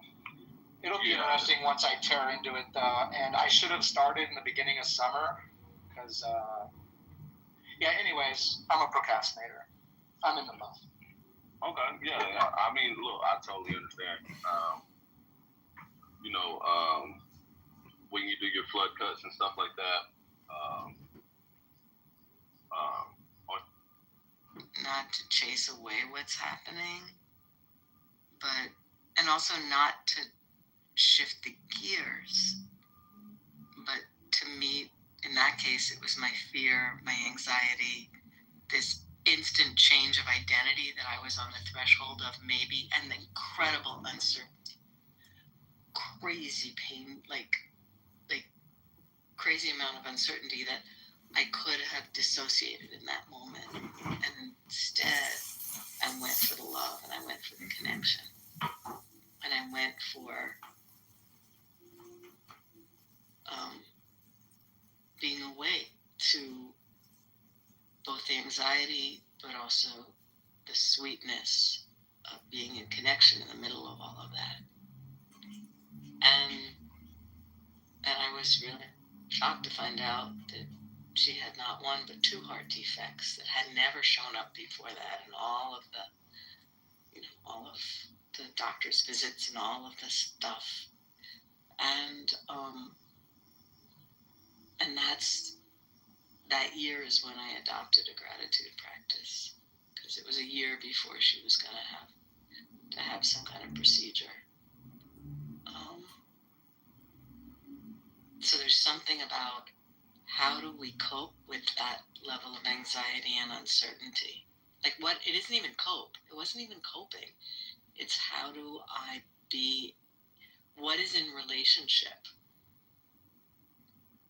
So there's something about beginning to couple some kind of over-couple, or I don't know, I don't even have words for what I'm trying to say, but just somehow to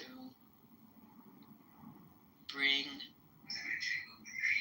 that anxiety and that uncertainty and that dread and that shift of identity, to bring all of that side by side in relationship with I guess maybe that's that sage mind, or that caring self-compassion, and that they coexist. So it isn't that anything gets replaced. It just it feels like a coexistence, and almost like a healthy overcoupling of care with all the other care for the suffering and the pain and the anxiety and the inner torment or turmoil. Okay, this is Texas Children's Hospital. Incomplete-ish. Please retweet the tweet. Wendy, when you say you adopted a gratitude practice, did that look like setting aside a certain amount of time every day to write down a certain number of things you were grateful for, spend time doing that, or was it just reminding yourself to, whenever you could remember, to reflect back to yourself the gratitude that you had for different things? How did you actually build that gratitude practice? Well, I think the first thing was motivation. And then I realized that I had a belief system operating that that the more distraught I was, the more evidence that was of how much I loved my child. And I realized that there was a built-in incentive to, like a motivation, like a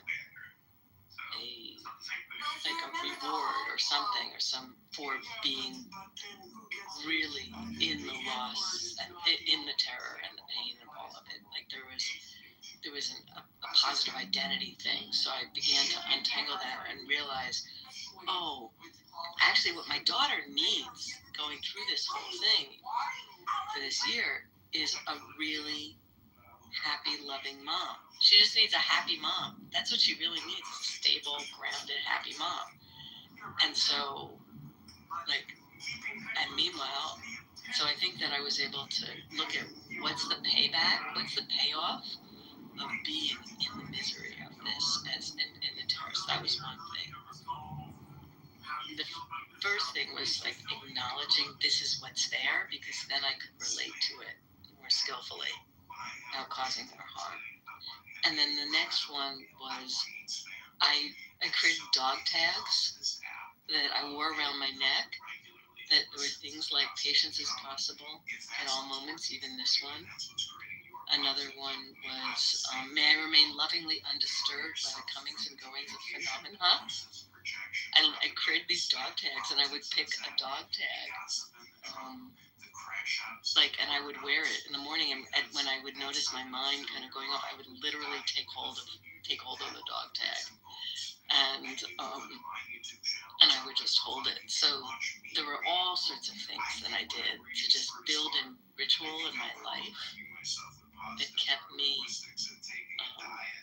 in a wiser relationship to this identity thing. I'm the mom of a child with two heart defects.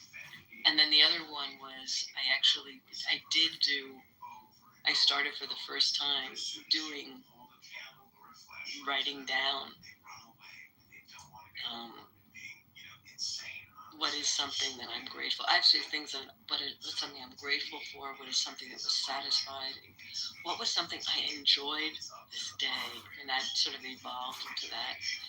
And one of the things I've read was that research that gratitude practice actually it works better if it's erratic rather than sort of rote or consistent. So it's all sort of blending, but it became a very formal part of my everyday life, was practicing. And I would have to really work at noticing I'm going to be writing things down at the end of the day.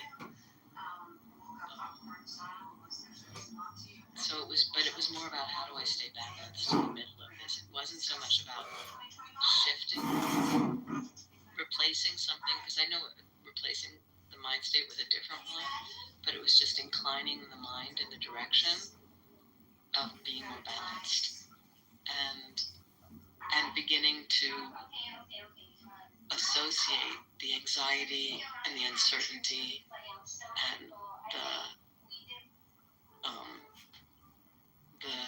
I guess that's it, the anxiety, the uncertainty of what was going on with her and what we were going to do, and all all of the fear with a kind of a wise mind that it. Inspection, we took it outside somewhere. Hilarious. When they needed to go in the wall lockers. So during inspection, our wall lockers on the inside had to be perfect as well. So you really couldn't have anything out of place. So that's something like a comforter like that would go in our car in the morning. Yeah. And our beds would be, and our racks would be made real tight and perfect. And then, you get up in the morning and it would be kind of still made, but it's just kind of, frumpy looking or whatever. And you just tuck it in tight and move on your way. My son went to boot camp, and he plays the trumpet for the National Guard in Texas. But you have to go to boot camp. And when he was a kid, I made him make his bed. But they're how halfway teenagers make their bed, right? And it was hilarious to me because he ended up being the best bed maker, and they were making him. They had him demonstrate bed making. I'm sorry, it was hilarious to me. That sounds like a scam. The other thing we did is that our clothes during inspection, our uniforms, they were hanging on our wall lockers, had to be perfect. And when I mean perfect, I mean like they couldn't even have threads on the inside of the seam on the inside of the pants if you turned them inside out. Like that's how perfect they had to be. So it's impossible to meet the standard, but they'll hold you accountable for it. So we always went and bought a whole second set of clothes, and they just sat in the wall locker the entire time. We didn't use that either. So basically, we couldn't use anything properly because the standards are too high. By the way, speaking of health, wellness, and organization, did you guys hear about the HEGSEF RFK Junior Challenge? 100 sit-ups in 10 minutes and 100 pull-ups in 10 minutes? I'm like, 100 fucking... Dude, who can do 100 pull-ups here? Anyone? That's crazy. I don't even want to tell you what I got during the presidential. Y'all remember that? The presidential health fitness thing? Yeah. Yeah. Uh-huh. No. I know what I was capable of at my prime, at the peak of fitness and health. I'm 46 now. I'll be sitting over here eating popcorn while the rest of y'all throw up. I've never known. Well, we had to do a pull-ups in 2 minutes. The 100 percentile for the Marine Corps is 17 pull-ups in 2 minutes. I can't imagine anyone probably doing 100 pull-ups in 10 minutes. I feel like that's a mistake. I don't think anybody, super fit people can do that. It has to be a mistake. Now, we had to do 80 sit-ups. We had to do 80 sit-ups in 2 minutes, and that was hard enough. I would struggle with the sit-ups, to be honest with you. If the pull-ups are easy for me. If you're skinny and have any kind of muscles, pull-ups are easy. If you're super built like a weightlifter, pull-ups are brutally difficult. So pull-ups are really based on the shape of your body for the most part. I'm tall and skinny, so they were super easy. And sit-ups are the exact opposite. Sit-ups are easier for buff people and harder for tall, skinny people. So I don't know. It's but there's no way that thing would make any sense. There isn't anybody. I can't. Yeah. And my girlfriend told me this, and she's like 99.9% accurate all the time. I wish she would get on this app. She's really sharp. I can't believe her when she told me that. I'm like, okay, I need to find this. I haven't even looked it up. She's always right, Sean. This challenge. And holding women accountable to pull-ups is even like more ridiculous. Like women can't do pull-ups. Period. It's very, very difficult. So we got no upper body strength. Listen. Let me. Yes, not a lot of them. They cannot. The women in the Marine Corps have to do what's called a bent arm hang, which means that they're helped up on the bar and they put their chin above the bar and then they hold up above the bar for 2 minutes. They put their head above the pole? I've never known a male Marine that could do more than 60 seconds. Never once. Doesn't matter how strong they are. But I've never known a female that could do more than like 4 or 5 pull-ups. So the reality is that that's when I learned early on in my life that women are their strength comes in steady, consistent strength, and men's strength comes in explosive power that dissipates quickly and resets itself.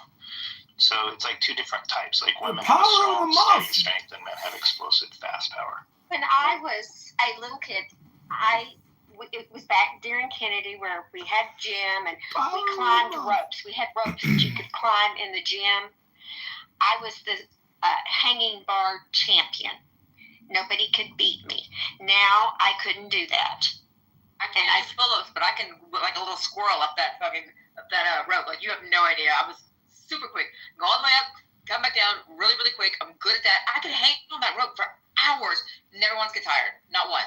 I can do the hanging stuff, the hanging pull-ups thing. I can't do it. Oh, I was the champion, and I could climb up that rope too. I was also the dodgeball champion, if you can believe that.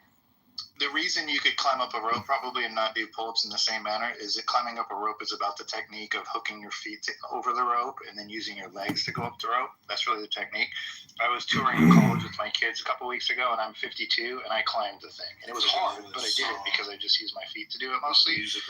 But it's it's all about the technique for the rope. So. You stand. You know that, right? You stand. You stand on your foot, right? You hook it around your foot, and you stand on the part you hook. I know how to do that now. I do not. No, I literally just I was competition for that. So I don't know.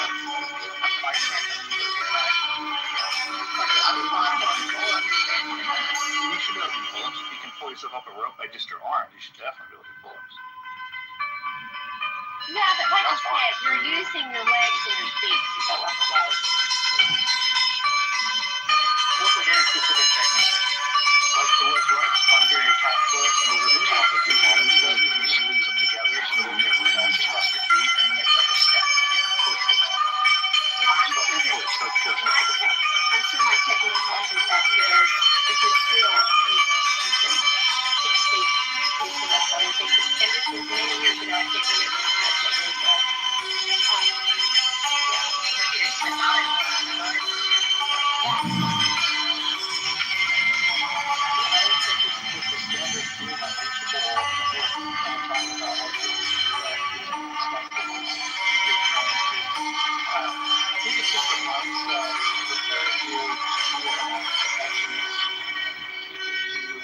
Keeping your mind focused on stuff. Whether you achieve it or not, don't think it's something that you would own that. You achieve that demand with never wear it. So that a right purpose that they're expecting perfection. And then the whole bed thing too, when you leave it perfectly made underneath and sleep on top. I think it's funny, but the whole goal I think is to get your mindset conditioned so that you as an individual could max out that perfection and not everyone can achieve those goals. And pushing you and pushing yourself into those things.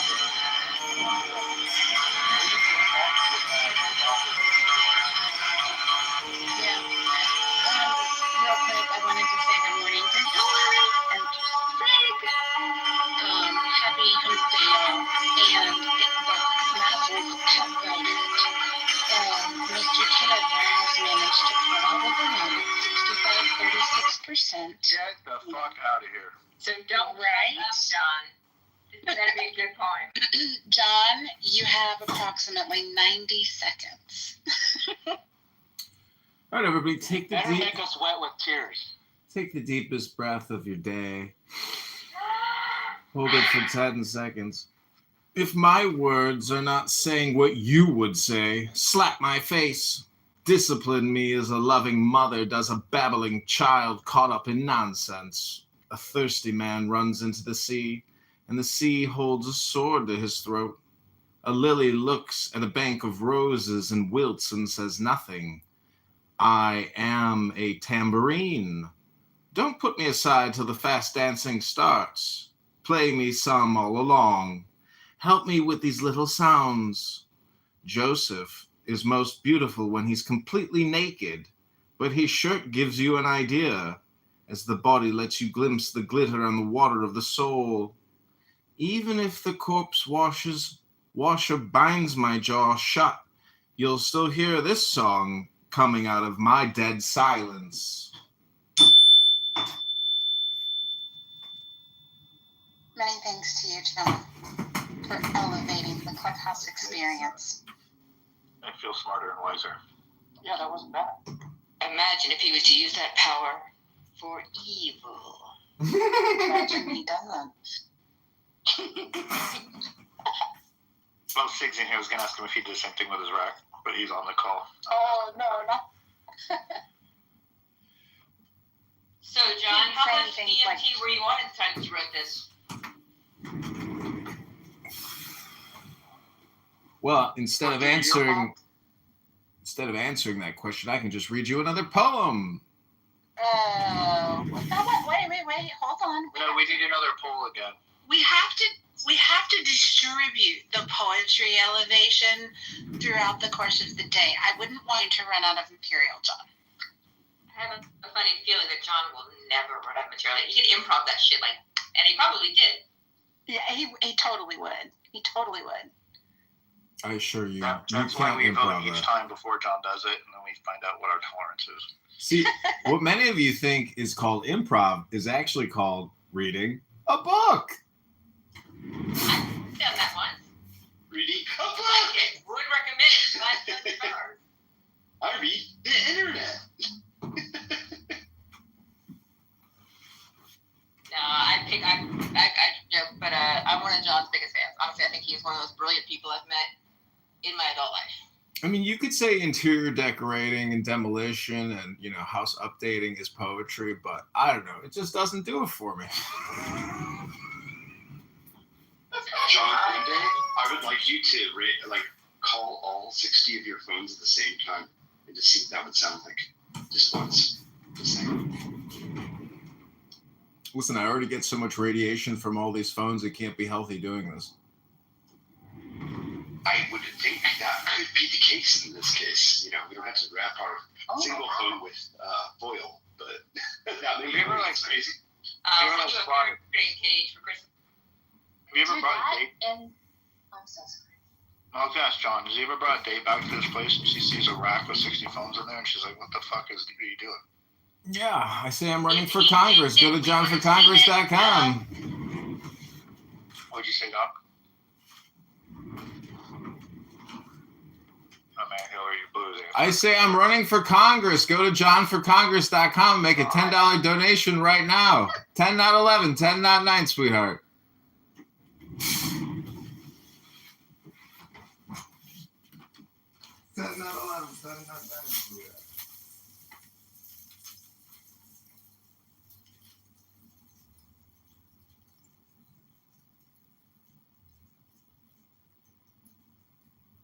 What's up, Hillary? I don't think I said hey when she's sick on the phone. Good morning, baby.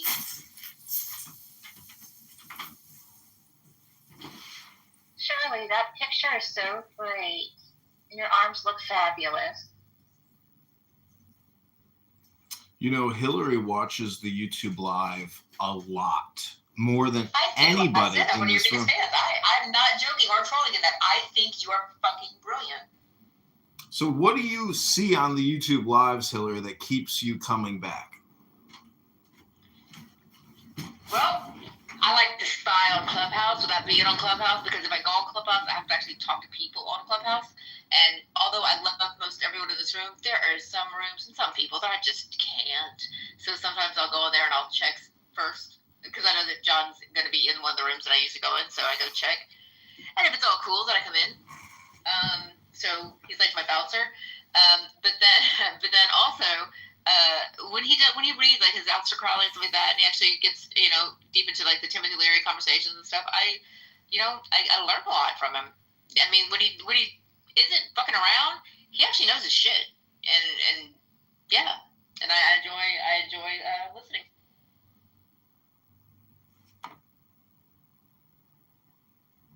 But when he's fucking around, he's hilarious. So there's that too.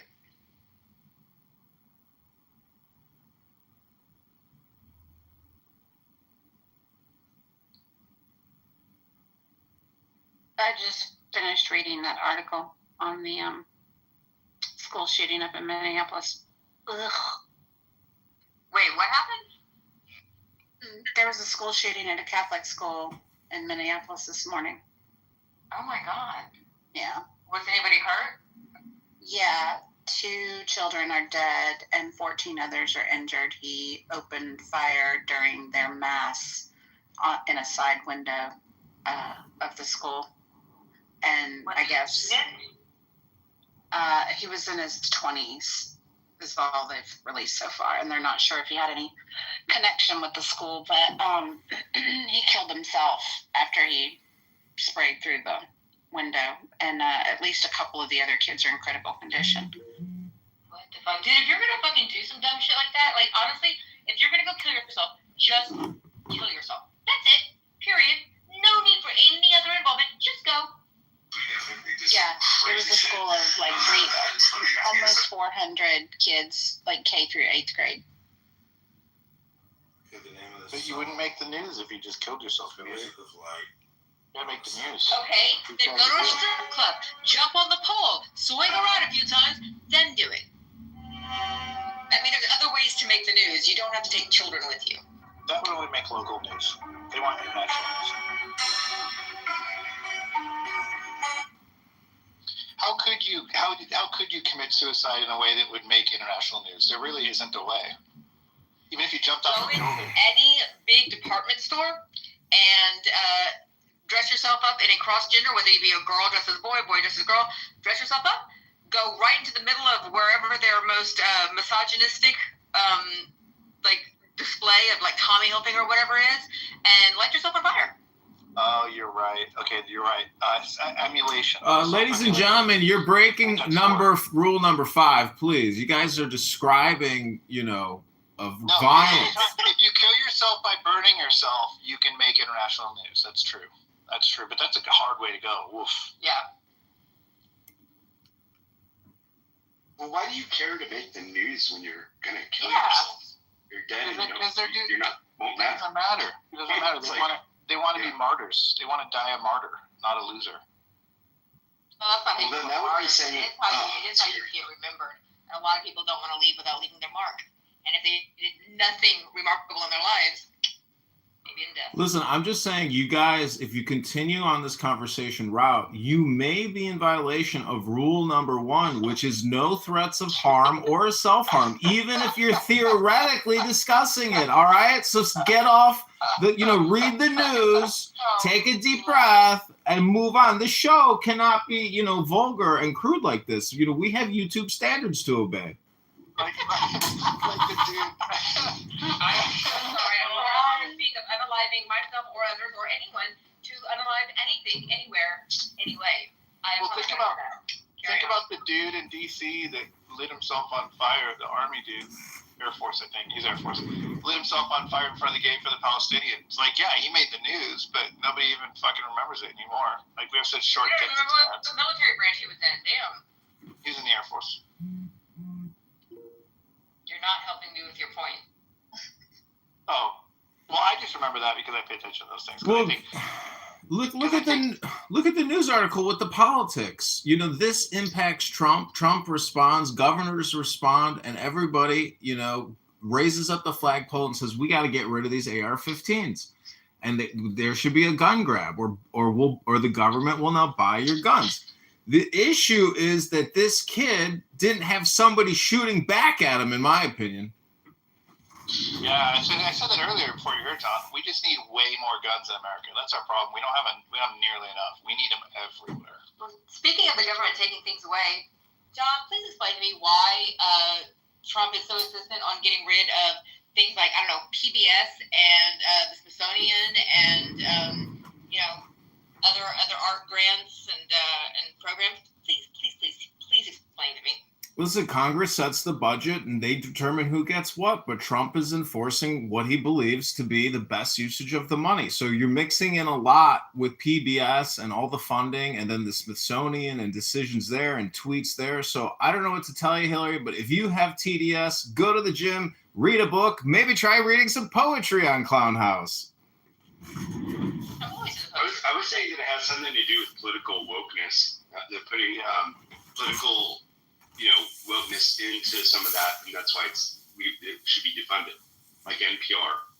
NPR is not unbiased; it's completely biased against Republicans and conservatives. Some of that is where I think it's coming from. That would be my guess. No. You sure you didn't leave him in the bathroom? Yeah, the proof. I did not leave him in the bathroom. The proof that that's true is that, like, how he's handling the Smithsonian. His problem with Smithsonian is there's too much about slavery. He's not trying to shut down the Smithsonian to save money. He's trying to remove a lot of the slavery stuff from the Smithsonian. And so it's all about political wokeness. and asserting his authoritarian right onto the message that is given to the American people, and to masking history a little bit in order to move forward with more ignorance than we have today. I think that's part of it. Listen, all I can say is if you have TDS or you want to talk about Trump all day long, 7 days a week, you desperately need to go to the gym and read a book. That's just my opinion. So talking about him means we have a syndrome. And I think we spend enough time in this room to realize that we don't talk about Trump all the time. Correct. I'm being facetious about the syndrome, but I'm pointing out that your words matter, your thoughts matter. So it's like somebody who wants to do something else, read a book, go to the gym. John, do you think that anybody that has anything critical to say about Trump is suffering from TDS? No, but now is my moment to remind people that there are these things called books and poetry and trees and birds and beaches and boats and women and food and restaurants and hotels and travel and clown house rooms that don't 24/7 broadcast TDS. I'm not saying Mike does that, but I'm saying that there are rooms on here that 24/7. All they do is stay on code, keep talking about Trump. Shut your mouth, keep talking about Trump. Keep talking about Trump. It's crazy. There's brief. Share your brief. You know what Mike also does? Mike also reads books and talks on Clubhouse. They're not mutually exclusive. No, I agree. I listen to a lot of the things you talk about. You don't talk about Trump all that much. I mean, I'm just saying that, you know, if a room has to stay on code and it is an echo chamber, like that is a room that I love to disrupt. I'm not saying this room does it. You guys talk about home remodeling, all kinds. We're better. We're better than those. Well, no, real quick, Mike, would you advocate for the status quo before Trump upset things? Do you advocate for everything before? No. Or not looking below the surface? Because I feel you're very surface on these things, like the museum, and how about going like layers and layers beneath it, looking deeper for the root of what he might be exposing or changing, instead of assuming. Well, because I hear you and I could agree with you, but I'm like down in the dirt. I'm like down a few layers, a few levels down under that museum, thinking, wow, if we didn't let Trump do what he's doing, all these things would continue to happen. We wouldn't know what we know. And, you know, I just don't understand why we stay on the surface when there's so many things being exposed down below. So deep down under, lots of things being exposed, and we ignore it by criticizing Trump and acting like he's a fascist. It's just weird. Okay, so to answer your question, no, I wouldn't want status quo. I think America needed a disruptor of some kind, and it's just that he doesn't disrupt in all the areas that I think he should or would. As for the simplicity, surface level shit, that's exactly what he's doing. Extremely surface level shit. The idea that slavery is taught in the Smithsonian is probably an important thing to do, since history doesn't necessarily repeat, but it rhymes, right? Extinguishing the reminder of it will lead to a future where people won't know about it. So he's doing the surface level thing by going wokeism, slavery, get rid of it, instead of evaluating the implications of making that decision. What I would like for him is actually a hell of a lot more nuance. So you're accusing me of being surface level. I'm saying your man is extremely surface level. And what I wanted was a disruptor that would think a little bit harder from a nuanced position of moderation, where he can know that both parties fucking suck and it's not always about him. And that the American people need some things to change, but learning about slavery is not necessarily one of the most important ones. Thank you. Well, I put in the chat that Clubhouse is a lot different than other platforms because these are short verbal opinion pieces. But when you look at the content on X with regards to some of these topics that Mike has brought up, there's a lot of materials and content with regards to what he's saying about it that contradicts what Mike is saying. So Mike has his surface level opinion, which is what Wallace is saying. And I'm confirming with Wallace that there's so much content that expands what Mike is saying that it negates what Mike is saying. 100%. I don't want to. I would love to catch you up to where I'm looking at it from, because I think you're super valuable in communication. And so, like, yeah, I mean, there's so much there, and it is on X. That's right, John. And if you even talk about it here, it seems like you're kind of treated like a conspiracy theorist when really it's all out in the open. It's just whether you choose to look at it and digest it. And it is layers and layers deep. It's like a wormhole that never ends. And I just think if someone's going to end this wormhole, it could be Trump. And you know what? I'm like 50-50. He could be part of it too. So really, if the status quo, continues, and we just continue to advocate like, oh, he's crazy, we shouldn't acknowledge anything he's doing, saying, maybe giving the power back to the people and taking it away from whoever it is that controls it. Like, I'm really in the middle, but I see the big picture. And I'll just tell you, like, to make Trump like some weirdo and they try to convince people that he's the wrong person doing the wrong thing, it's actually, I guess I'm not 50-50, because I understand my other side of it weird. I'm probably more 45. I think he's the right person because he's the one who got it. And I think that he's a disruptor in chief. And I think we need to fix. And he should be questioned. He should be looked at with a side eye because it's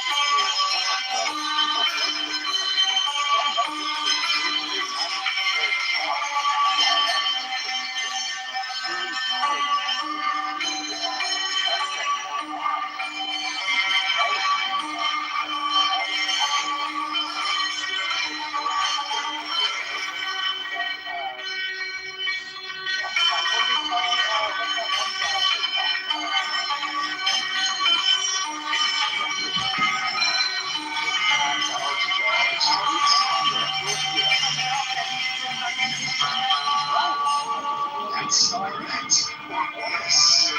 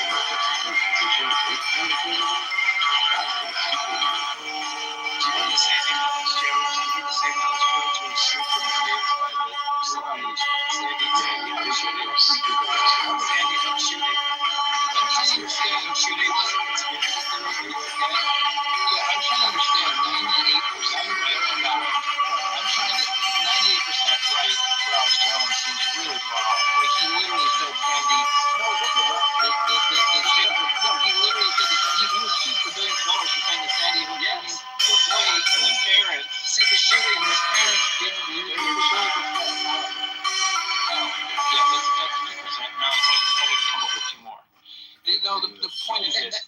That would make sense. 1% each. That would make sense.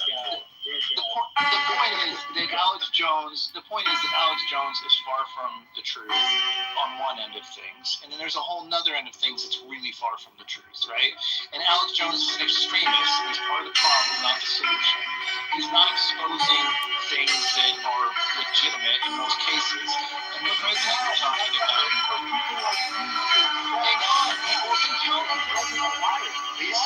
Tell me, you were going to double down on ignoring the things that are going on and being Wallace, tell me. I'm really good examples.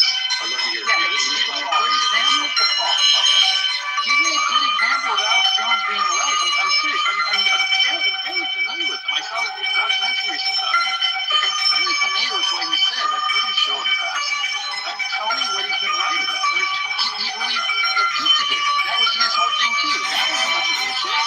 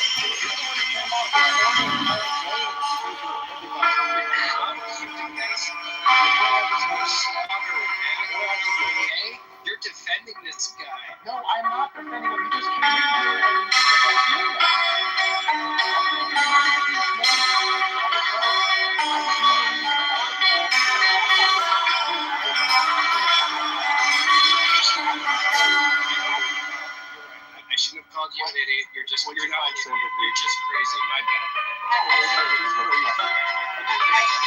Hold on a minute, guys.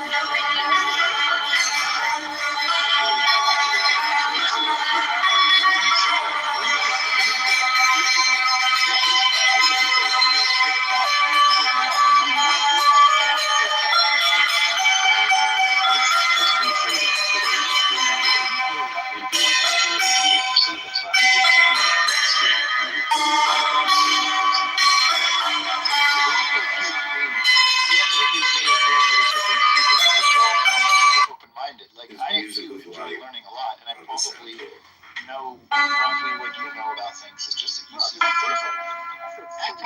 Right. So I don't think I'm right there with you. Here's our counter list.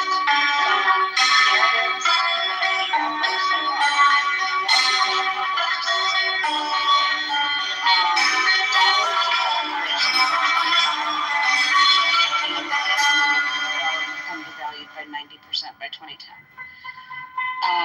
One of the things that's coming up is the Pizzagate conspiracy.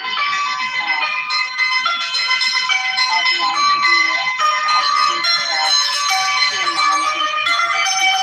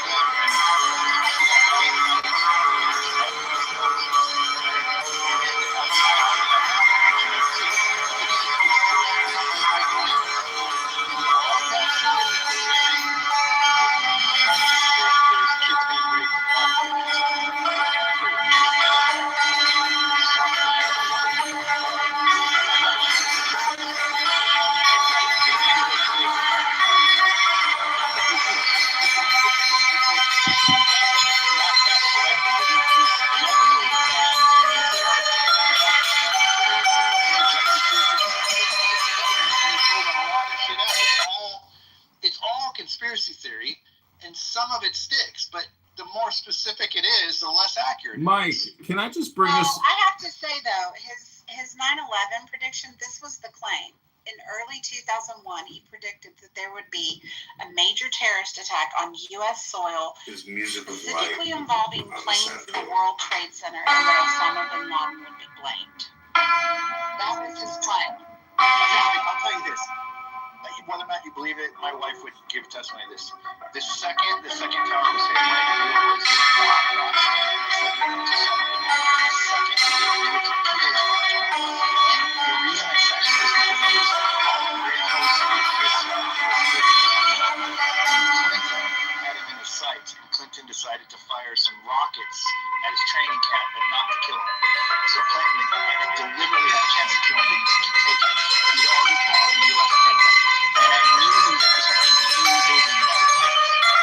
So, with the exception of saying, listen, the airplanes in the coast are Johnson the biggest of the coast, I definitely knew that there was a giant terrorist thing about to happen in the United States on the side of the water. I knew that as a regular person, still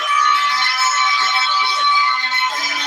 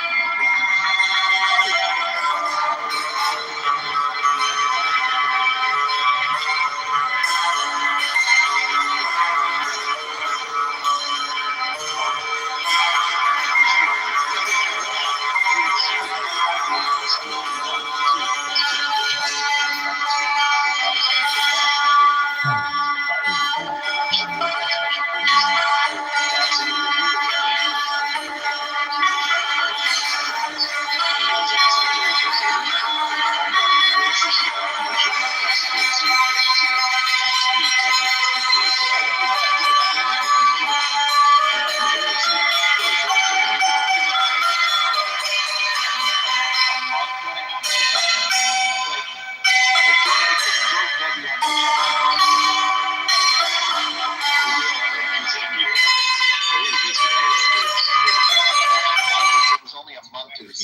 day. Like, he wasn't president very long. If you're a small content creator, Right, I believe that too. I believe that's a large part of it for sure. Well, yeah, mainly coming from Dick Cheney. George W. was following Dick Cheney's advice on everything, and the Secretary of Defense. What's his name? What was his name? He died recently. Oh shoot! Anyway, yeah. Those two guys. George W. was literally following them 100%, and Cheney had it out for Osama bin Laden hardcore because they hadn't finished the job in the first when they were the first time. Well, the now is all important. I think that had a huge part to do with it for sure. They had an agenda to take Saddam Hussein out. Now, it was because they didn't like Saddam Hussein because they fucked up getting the first time. But it was also, I think, because they really did believe they could establish a democracy in smack dab in the Middle East that would counteract Iran. So, part of it was neocon democracy, spreading democracy in the neocon manner, along with how about the ancient artifacts? I don't. You guys are doing a history hypnosis time lesson. No, I know about them. I'm just saying I don't know if W had those in mind. How about the audio in the classroom where he was reading a book? Did anybody ever listen to the audio of the lesson being taught and what was said in the classroom? I don't even know if it was real. I haven't Is anybody sipping coffee and eating a muffin right now? After reading some of this, though, I would like to state that specifically when he made his claim about the attacks on the towers with the planes, he described that claim as a false flag, that the government was going to actually orchestrate it and blame bin Laden. So that was part of his narrative. With Ooh, that's interesting. That's interesting, because that still stands today with so many people. That's interesting. And you didn't understand it that way, Mike? That Pakistan is actually I didn't. the border behind Osama bin Laden more than I'm anyone just else. curious. I'm not like William, before today, I did not understand that Alex Jones predicted that 2 airplanes would crash into the world towers, and that Alex Jones. And the government. Dude, I don't even know really. Wait, then what question did you just ask me? Wallace, What am I answering? Wallace, can I interrupt you, Wallace? Wallace, can I interrupt I you? understand that people think the government was behind 9/11. Yes, I understand people think that. I also saw the hole in the fucking Pentagon, and people think an airplane didn't hit it, and a fucking airplane hit it. I saw it. So I don't Wallace, understand why people think. can I just interrupt Wallace real quick before he responds to you? Wallace, you know, I have heard Mike Moon talk about his time at Home Depot at least 100 times. So Wallace, just realize who you're talking to, okay? John, And I came up here actually to let Shirley know that was Mike Moon, because she said, I don't think I know Mike. And I was going to say, you know Mike, it's Mike Moon. I like everybody in this room right now, with the exception of John, for the moment being. But that'll change in a couple minutes. But right now, As long as I don't hear his recordings and hear myself, I'll be fine. Mike, did you check your back channels? I didn't, but I will.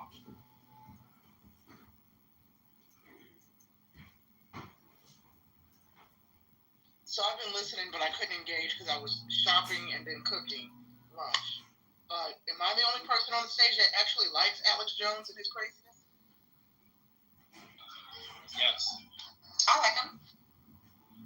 I'm amused So good. by him. I might have more information that could support, because I was never an Alex Jones watcher or listener. I just thought that he was treated so horribly, and then when it came out that a certain percentage of his predictions were true, he never got it just never. He still is treated like a conspiracy theorist weirdo, and I think it's just weird. What made me bring it up was some people on Clubhouse still want to be naive and stay surface level when there's so much stuff out there to digest to give you a better understanding and context of everything that's going on. Wait, I just want to take a second before anybody jumps back in to say, hey, Bureau. I think that was all. Hi. I was going to say, wave at her and talk. Hi, honey. I was going to say, gay frogs. That's the only thing that I get from Alex Jones these days. When people talk about him, he's like, oh, he's the guy with the gay frogs. I'm like, it's deeper than that, y'all. It's really deeper. The soundbite's hilarious. It's deeper than that. It's making the gay frogs gay. Like that. Wait, one lesbian frog say the other lesbian frog. Huh? What did one lesbian frog say to the other lesbian frog? We really do taste like chicken. It's deeper. She said, all I know is that you said the thing about the gay frogs. It's deeper than that. And I was thinking, sure it is. There's also transgender frogs, and they're not technically gay. They're just changing their sex. If you lick their butt, you might be able to get high. That's just what the frogs want you to think. They put that out there. The frogs are behind that rumor. What's a lesbian bring on the second date? A U-Haul. Ding, ding, ding, ding, ding, ding. Wait, was it a U-Haul? Yeah. Or a ding, ding, ding, ding, ding, ding? I like your double entendre there.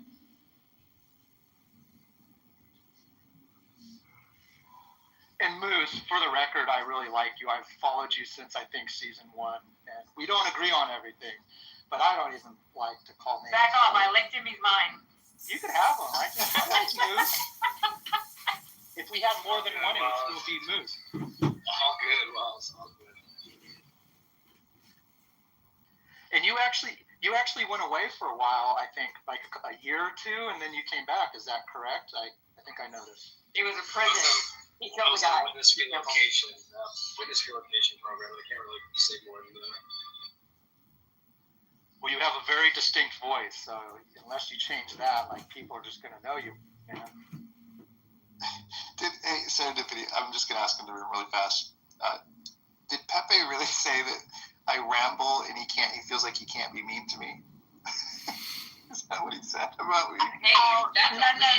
He was talking mad money shit. Oh, okay. Because I was like, why can't he be mean to me? That's hysterical. Well, that's great. You stay ahead of him, so he can't keep up. He's like running behind you. Oh.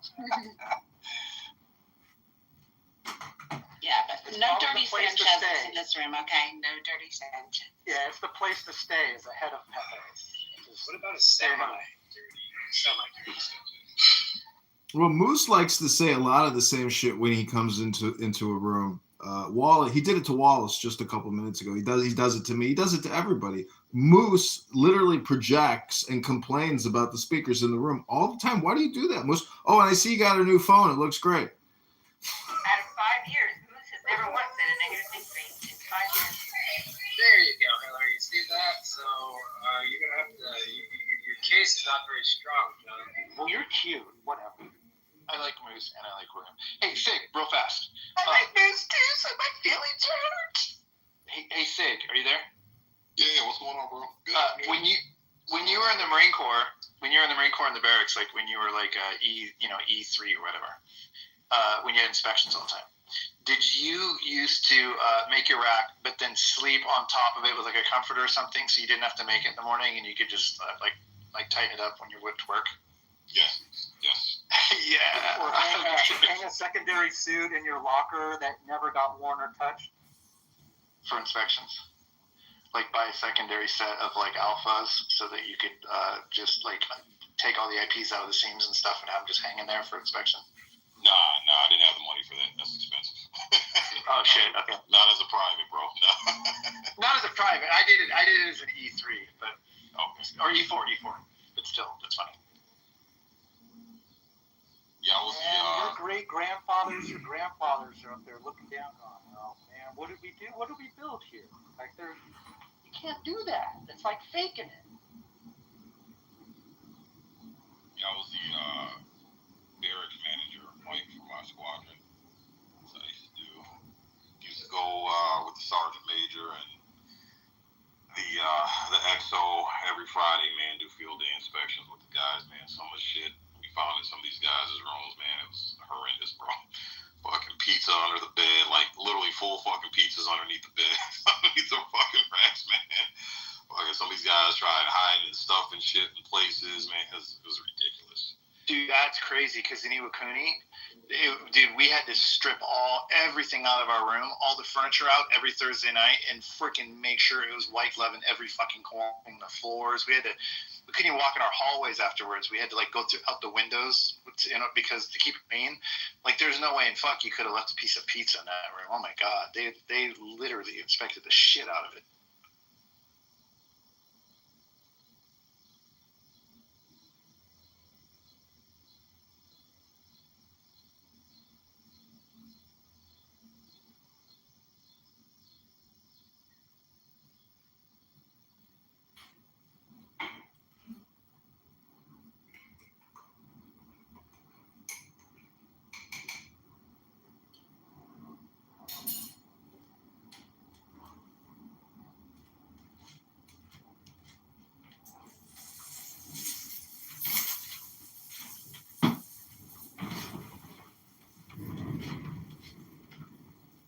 Has anybody been using Grok to do any queries recently of any interest?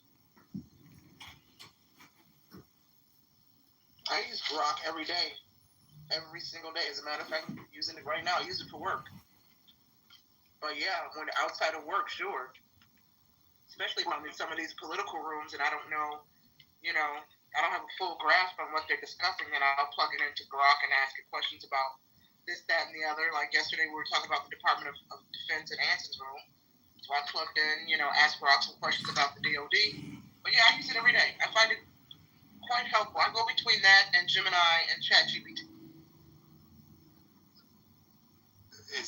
I don't even know what Grok is. Is that a new one? Is ChatGPT getting replaced by stuff that are people? No, Home Depot just built the app, Mike. It's Elon Musk's X version of ChatGPT. It's a spin-off from Home Depot from when you weren't there, Mike. It's a new company that the Home Depot management put out. They're still using your pictures, Mike, and you can't get paid for it because of the new Grok app. You got to download it. It's called Grok or X. Maybe if you see some of your pictures being used, you can maybe file a copyright claim. How many of you remember when Grok was misbehaving and saying all that wild shit? Did any of you guys witness that firsthand? Because I sure did. I was like, I actually said something to a group of clubhousers before, like it made news that Grok was misbehaving. What kind of things can you share? Somebody was like, he got really, really anti-Semitic, and somebody was like, why are you saying these anti-Semitic things? And he's like, if it comes down to supporting a Jew or being Hitler, just call me Hail Grok. Yeah, that's right. I read that. I was like, fuck. He got into an argument with, I don't know if y'all have seen that little guy that runs around X. You know, he just hit like the world's highest IQ, and he's on a big proselytizing rant, and Grok was on his personal thread calling him a fake and a phony and a fraud. I mean, yeah, he was misbehaving big time.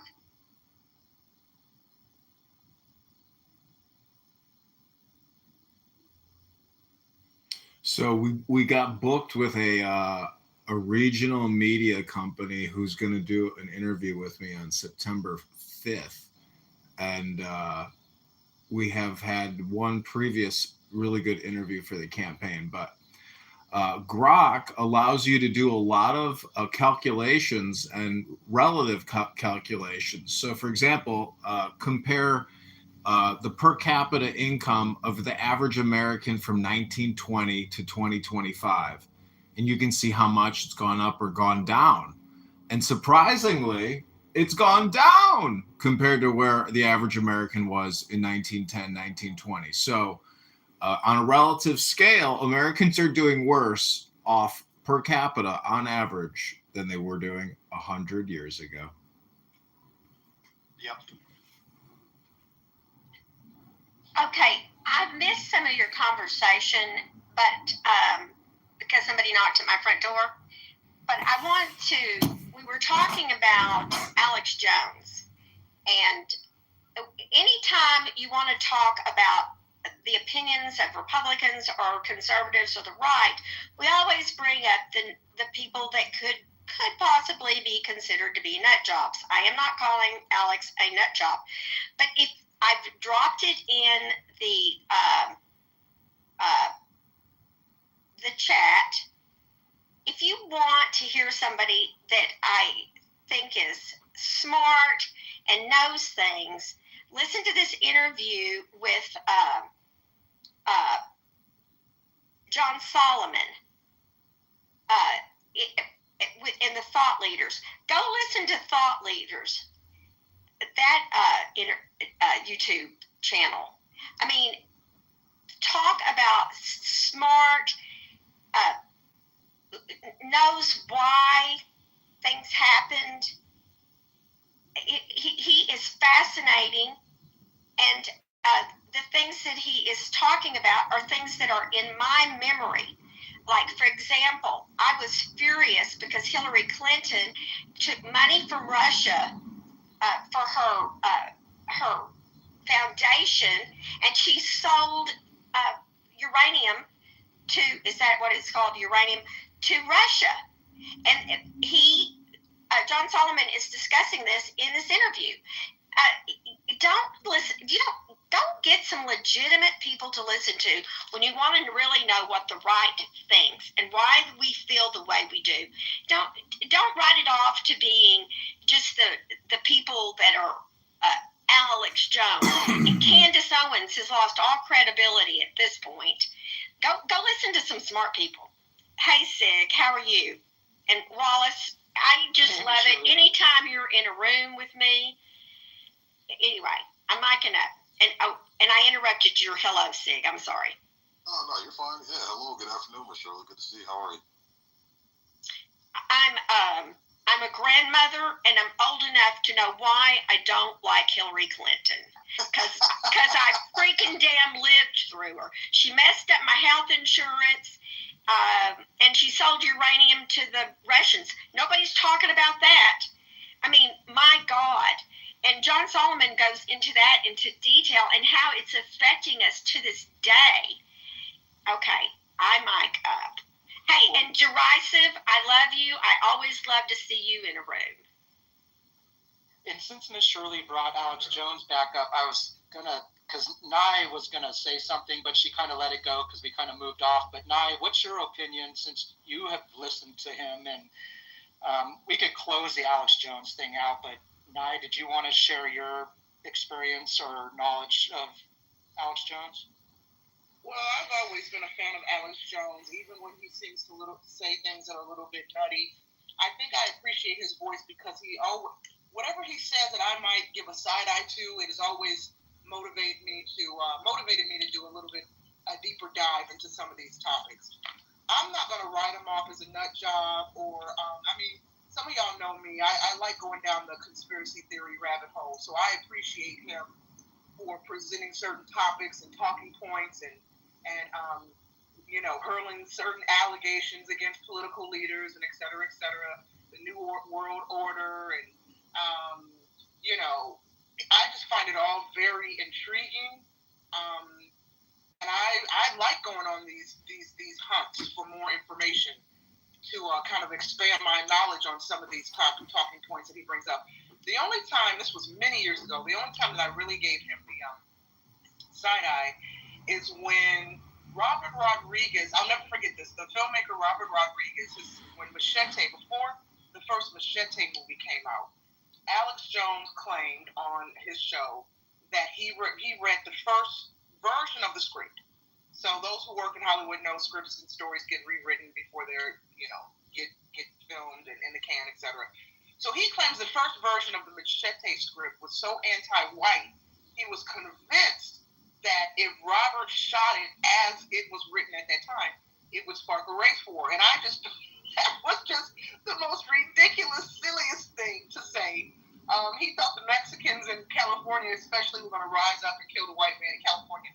And, needless to say, I couldn't wait to see the film when it came out, just to see if there was an inkling of anti-white sentiment in the film that would, rile up the SoCal Latino population to the point that they would want to rise up against Whitey. But that wasn't the case. And I don't remember any reviews coming out after that film dropped, after it was released, from white critics or white audiences feeling like it was anti-white. Again, I don't know how much of the script Robert changed or rewrote before he went into production compared to the version that Alex claimed he home to who they really are. And they are vile. But it's been a good day here because I leave the room once it gets like that. And I still stand by that he gave his opinion about Sandy Hook, right? And for him to be sued into oblivion and nearly losing his business and his brand over his opinion, I thought was very much a witch hunt. They've been trying to take down Alex Jones for years. And it leads me to, there's some people who think that he works for either the Mossad or he's a CIA agent because he has, for over a decade now and longer, he's been allowed to kind of spew some of these wild accusations that he makes against certain entities. And no one has taken him out yet. I know there have been attempts on his life, and I'm not, putting negativity out there. But I do wonder if now he's worked himself up to a place where he's an asset and being used as a puppet. I don't want to think that because, again, I'm a fan. But I do wonder sometimes if he is now some sort of government asset. I want to make a point, and I've got a mouthful of food. To your point, there were things that he said that I'm sorry I agreed with. For instance, in Texas, we know for sure that there have been kids who have been watched, they were turned in, people complained, and nobody did anything about it. and then they went and did the shooting. It's like they don't want to stop it because they want us to. They want to have a reason to have gun control. There's no reason why you can be in Israel and have no schools shot up, but we can't protect our schools in the United States. I'm sorry, it's very suspect to me, that aspect of this. But Israel doesn't allow private gun ownership, I thought. You're not allowed to carry in Israel. I think they do now and encourage it.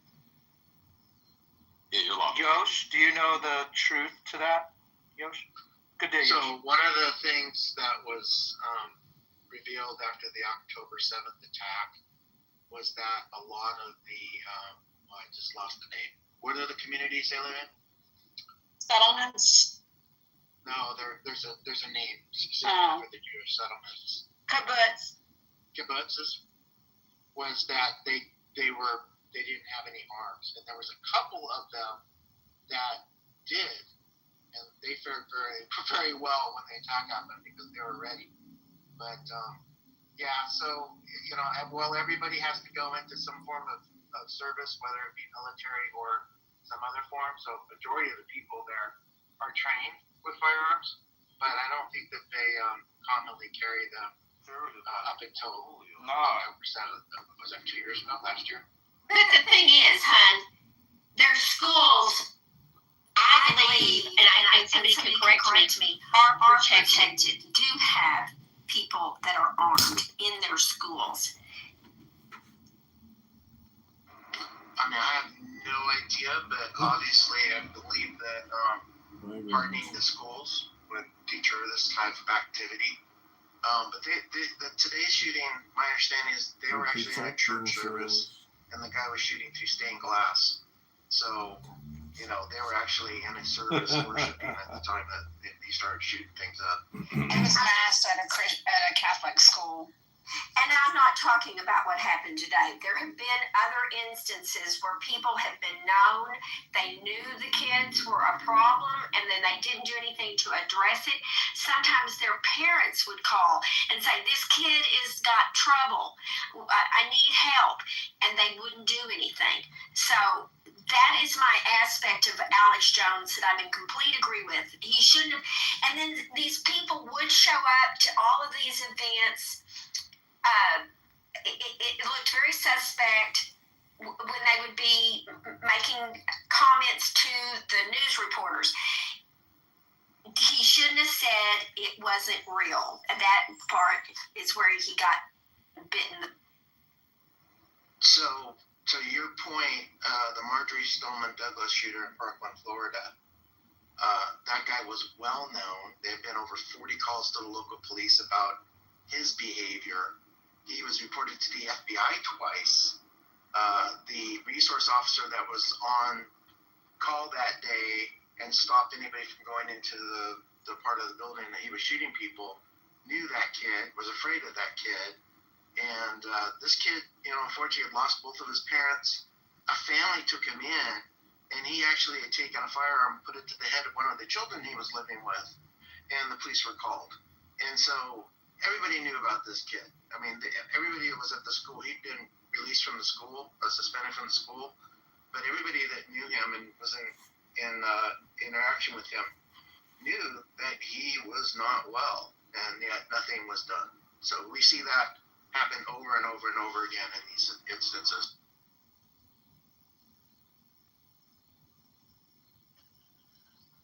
Exactly, Yosh. And so,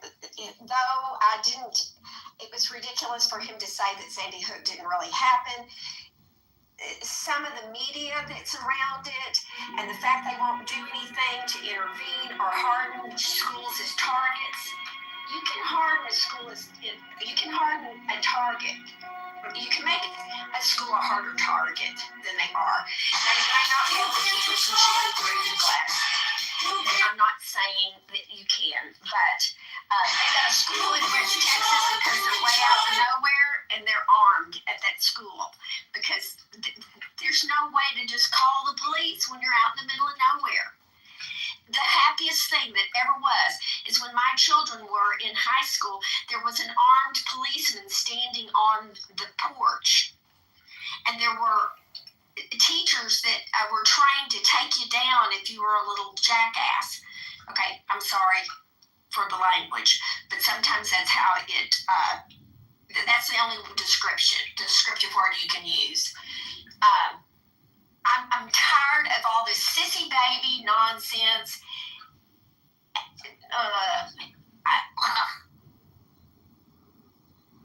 I can see it when I close my eyes. I went to a school that was they integrated my school, and we had a principal that was so gutless. Every time there was any kind of trouble, we went in his office and locked the door.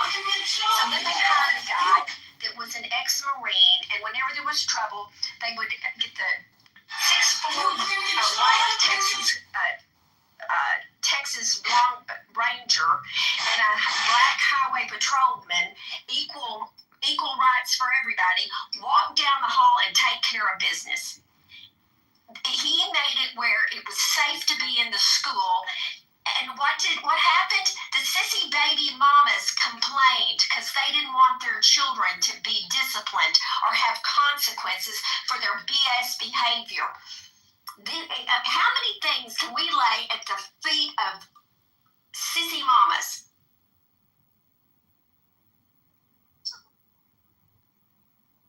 They got him fired, and then he went to go run a prison. And at my school, they acted like prisoners. Anyway, he was qualified to run a prison, though. I just had a church shooting a couple miles from my house last month, and yeah, it was pretty sad seeing the footage, man. They had a video camera rolling inside the church when it happened, and all the men were running like sissy little bitches, and the women were actually standing there trying to guide and direct people out to safety. Like the women stood up and did the men's job, and the men were running like a bunch of pussies. It was sad. A few years ago in Fort Worth, a shooter came into a church. They had they had an actual policeman who was in their church. He trained the men and women how to handle the situation, and they took the guy down. There is no excuse when there is a big group of people that could be a target for people in the church in large groups not to take authority and responsibility for the safety of the people that they're with. I was a member of a church for 17 years. There were armed policemen at all the doors. The preacher had a security guard walking in and out. He had security. All you need is one man pissed off at his mother-in-law, and you've got trouble in a church. And there's plenty of reasons for men to get mad at their mother-in-laws. Okay, I'm Mike. Well, I mean, I don't see the shooter's name or age or anything. Oh, hey, KP. I didn't even know you were here. What's up, KP? Hey, what's going on, Nye? How you doing, my friend? Very well. Welcome to the muff. Oh, you know I'm always in the muff. I just sneak in here. Hey, how old is this guy? Was serendipity? My bad, Brian. Miss Shirley, my wildest, and wisest friend. I gotta spit real quick. Just trying to have a smoke. William Wallace, my brother Sid. What's up? No homo on the spit. I know you gonna say that. Moose, and my best friend, that's the greatest shooter, Yost, and welcome family. How's everyone?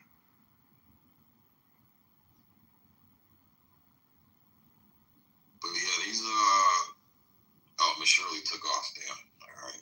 Yeah, but how? Who is this person? Oh, I was just gonna say. I mean, we all know, and Yosh can attest to this. I mean, these guys go to churches and schools because they know nobody's gonna be shooting back. But we gotta start arming people up, man. all it takes is a couple examples, man, that, hey, shooter's going to be shooting back. You come in here with that bullshit, trying to attack innocent civilians, innocent women, children, and elderly, and, you know, once they realize bullets are going to start fighting back, man, we'll see a downtick in these shootings. The sick, I go to it, you know, when I was visiting church or back to my home church. Hope no one's going to be offended, but if you are, that's on you. Went to a nigga church. All our grandpas had pew-pews, and now we all have pew-pews. We don't play because, you know, you put on your Sunday best. That's the easiest robbery. Okay, come on in here, you want to. You're going to fuck around and find out.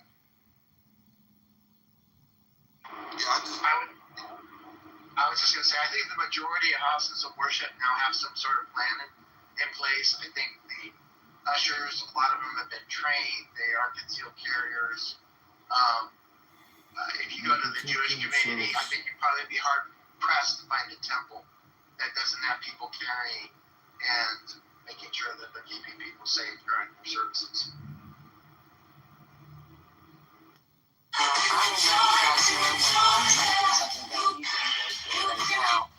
And all it says is coming soon. But I did buy the domain for JesusMarshals.com because I have friends that love to carry at church, and that's what I call them. You guys are Jesus Marshals. You're there, ready to go, wound up, and come at us. We're going to shoot the fuck out of you. And guess what? We'll do your funeral here too. We won't even take you out of the church.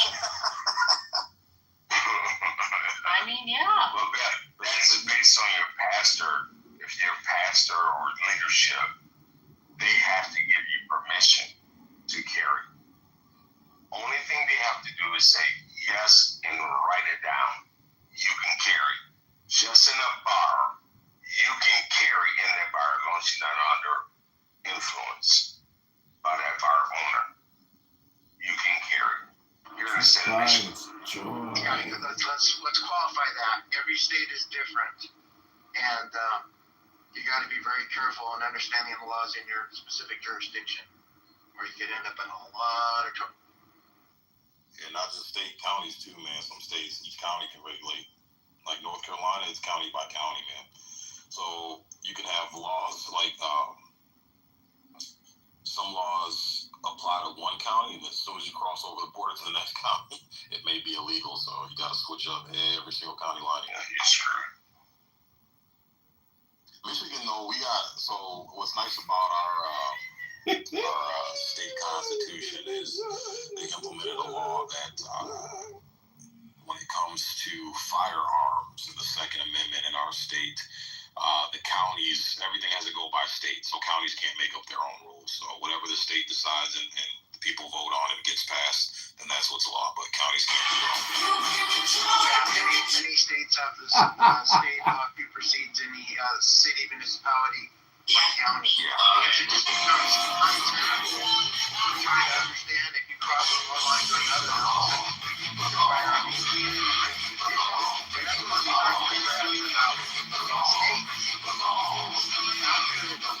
That's what we talk about states.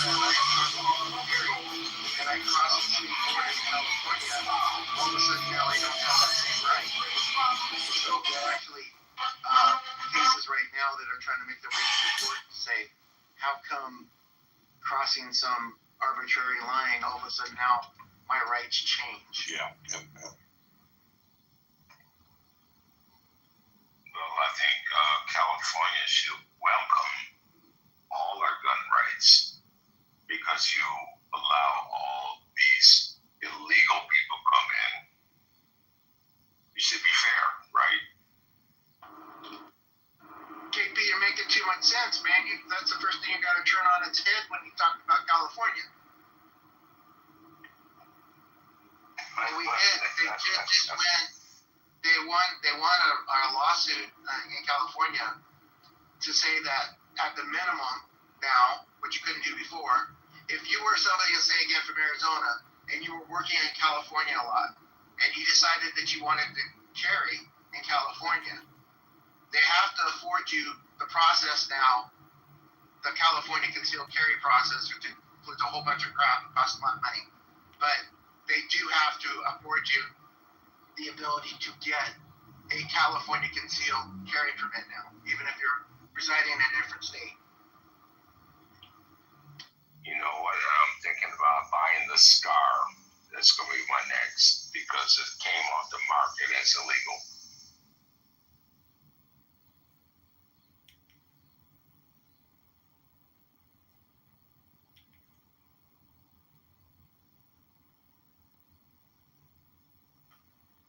Yeah, and what's that called, Yosh? It's getting listed or unlisted. Wow. Referring to what? Sorry.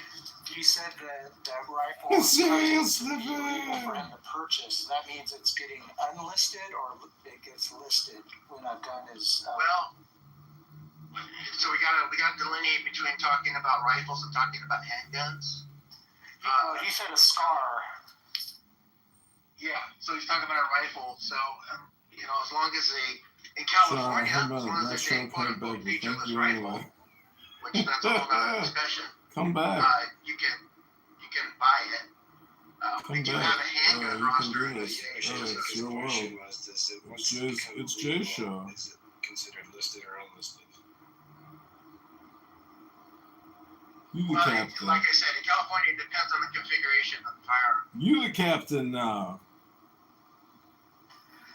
Right, but that was the question. The terminology when it's legal to buy, does that mean it's rostered or unrostered? I think it's the roster unroster thing is just pertaining to handguns. Trump. Whether or not it's meeting the criteria Jay. for a featureless rifle is a different set of criteria, and they just call it a Trump featureless and rifle. Jay.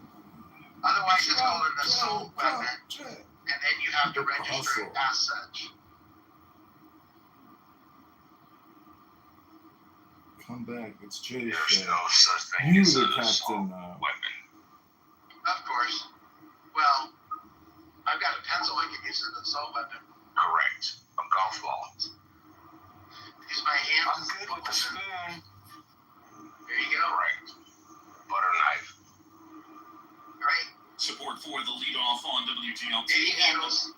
It's been My nearly 2 son was months a big since hitter. the She so-called laughs every Green time she Diesel gets on a bill plane. was She's signed got into these law, and 12-inch members of knitting Illinois' needles. largest public You sector know, union but say man, many you got a people are just got a now little starting to pen knife, understand the pocket knife that's a consequences half-inch of the long. major domestic policy trouble. and spending bill. Here's Don't take that from WGLT's Eric Stock.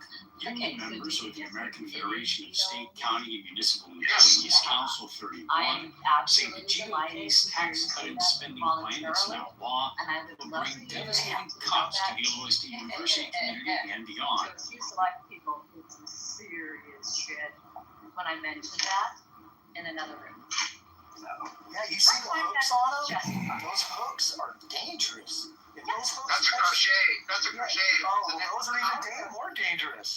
You stick that thing in and pull something out, like that's horrible. Yep. The needles are sharp, pointy things. They're made out of metal. Some of them.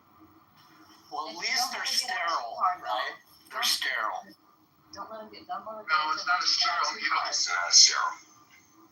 Well, it can be if they're aluminum, I think. No. Right? Or what are They they? have to be They don't processed. rust. They can They have be to be aluminum, processed. they can be wooden, they can be aluminum, they can be whatever. There's a lot of Could be made out of elephant tusk. Who knows? You have to. No, that's illegal. You can't. That's ivory. Yeah, you better be careful. Yes, I think it would be. You know what? Something, Yosh, I know he's around my age. These old things we had these old things, now we call paperweights. Concealed weapons. They only have 4 holes in them, and a lot of us men wore them. Now we just wear them as paperweights or have them on our desk or belt buckles. I did not know they can fall under CPWs in other states. You wore them around your knuckles. If you were sold as paperweights when we were young. Because even back then, I think they were frowned upon or illegal. Yeah, it's crazy as hell.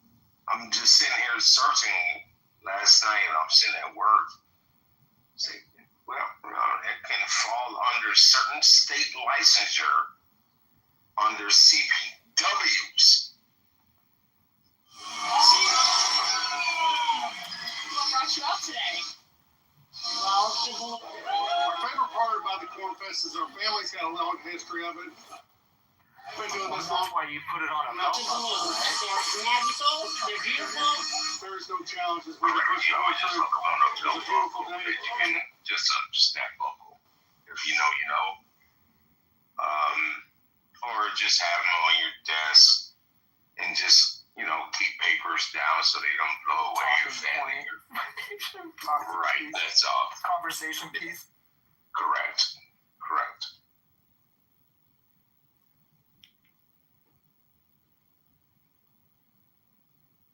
In the old Yost and Wallace, remember the old blackjacks? Yeah, those are illegal in a lot of places, but crazy. Very small, concealable, very effective. Yeah, they still show videos online of people making them, and it's hilarious because the ideas they have of, have you ever, they call it something else, of course, and the great use of this, and then when you think in your head, oh my gosh, what are you doing? But I think you get more in trouble if they catch Led Zeppelin inside of it. You're gonna be in trouble. Because if Led Zeppelin inside of those things. Right, or how? First in city, you get a milky new cow tied over a few things. You're good.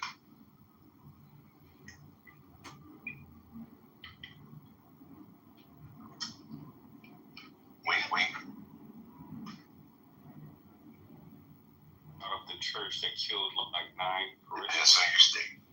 He talked about how. Dude, as kids, we used to have fun making all kinds of different stuff to find out later, like, what do you mean I can't hang it on my wall?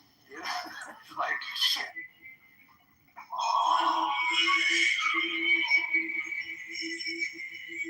I just considered it bushcraft, right?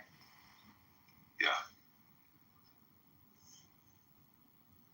Like you can't even go get a piece of iron out of the barn and go get an antler if that blade is too long, or they will go from the shaft of the antler you screw. Just making a craft, you screw. That's why you just stick to rocking chairs. Just build a good rocking chair. Sit there with your apple out there and just carve it. You old man.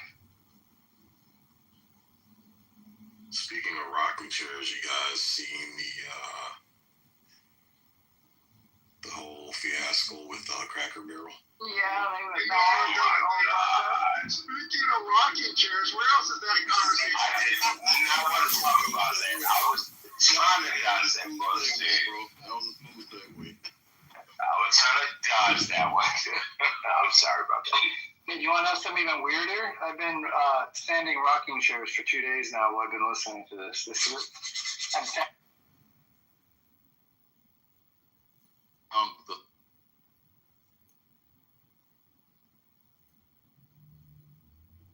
version of it.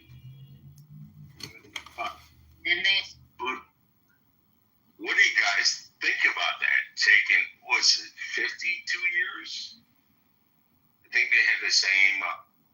That same way with me. Everybody always, as soon as I fucking start talking, niggas is offended. Right.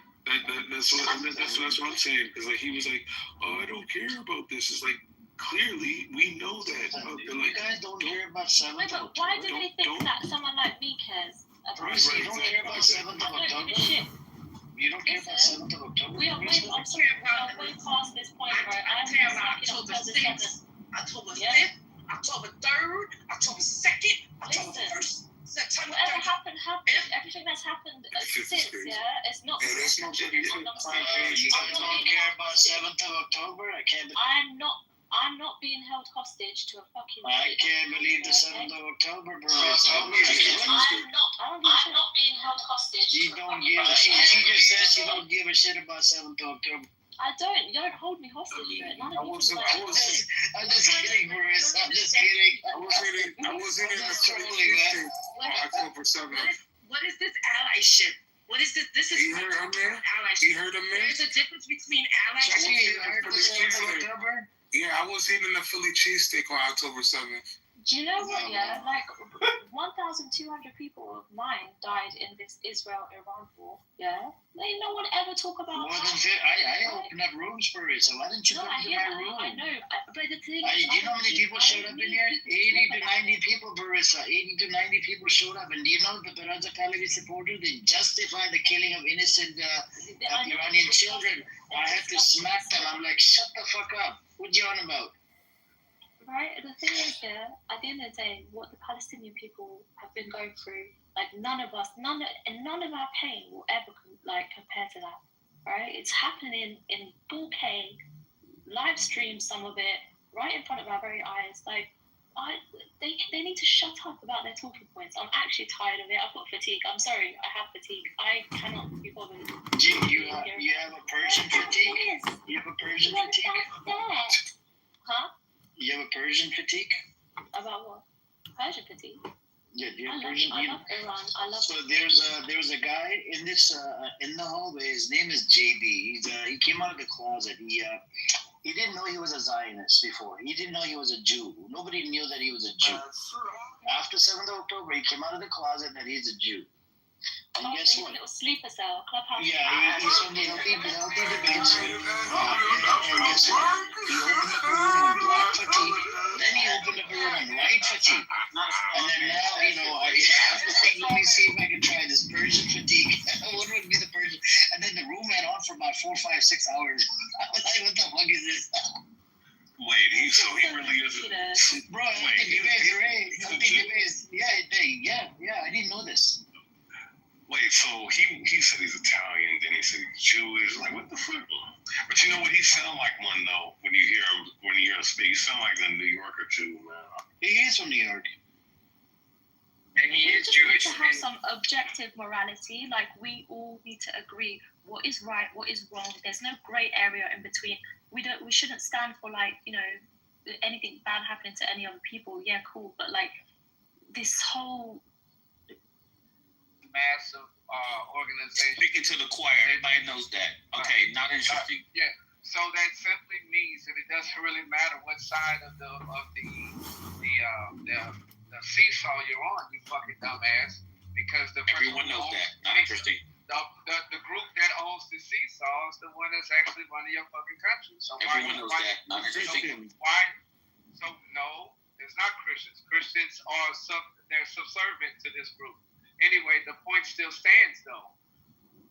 We don't have, as the brother was saying, as black people, you don't really have anybody that's representing you. They're not representing America. They're representing their interests, and it doesn't matter what side of the coin you flip. It's still not interesting. We all know that. Yeah, you didn't know that, dumbass. Okay. So can you answer my question now? I'm not gonna answer my question. It's not answering mine. Yeah, what policies do you support? I support that we kill all these YN niggas, especially the kind that be wearing green. You can't answer the question. Especially the kind that be putting green dye in their hair and wearing skinny jeans. You can't answer the question. You can't answer the question. You can't answer the question. You can't answer the question. It's all good, bro. Just say you can't answer the question. And probably you can't answer the question. Skateboard to his job. Yeah, cool. You can't answer the question, right? Or you won't. You refuse to, right? You're destroying the conversation.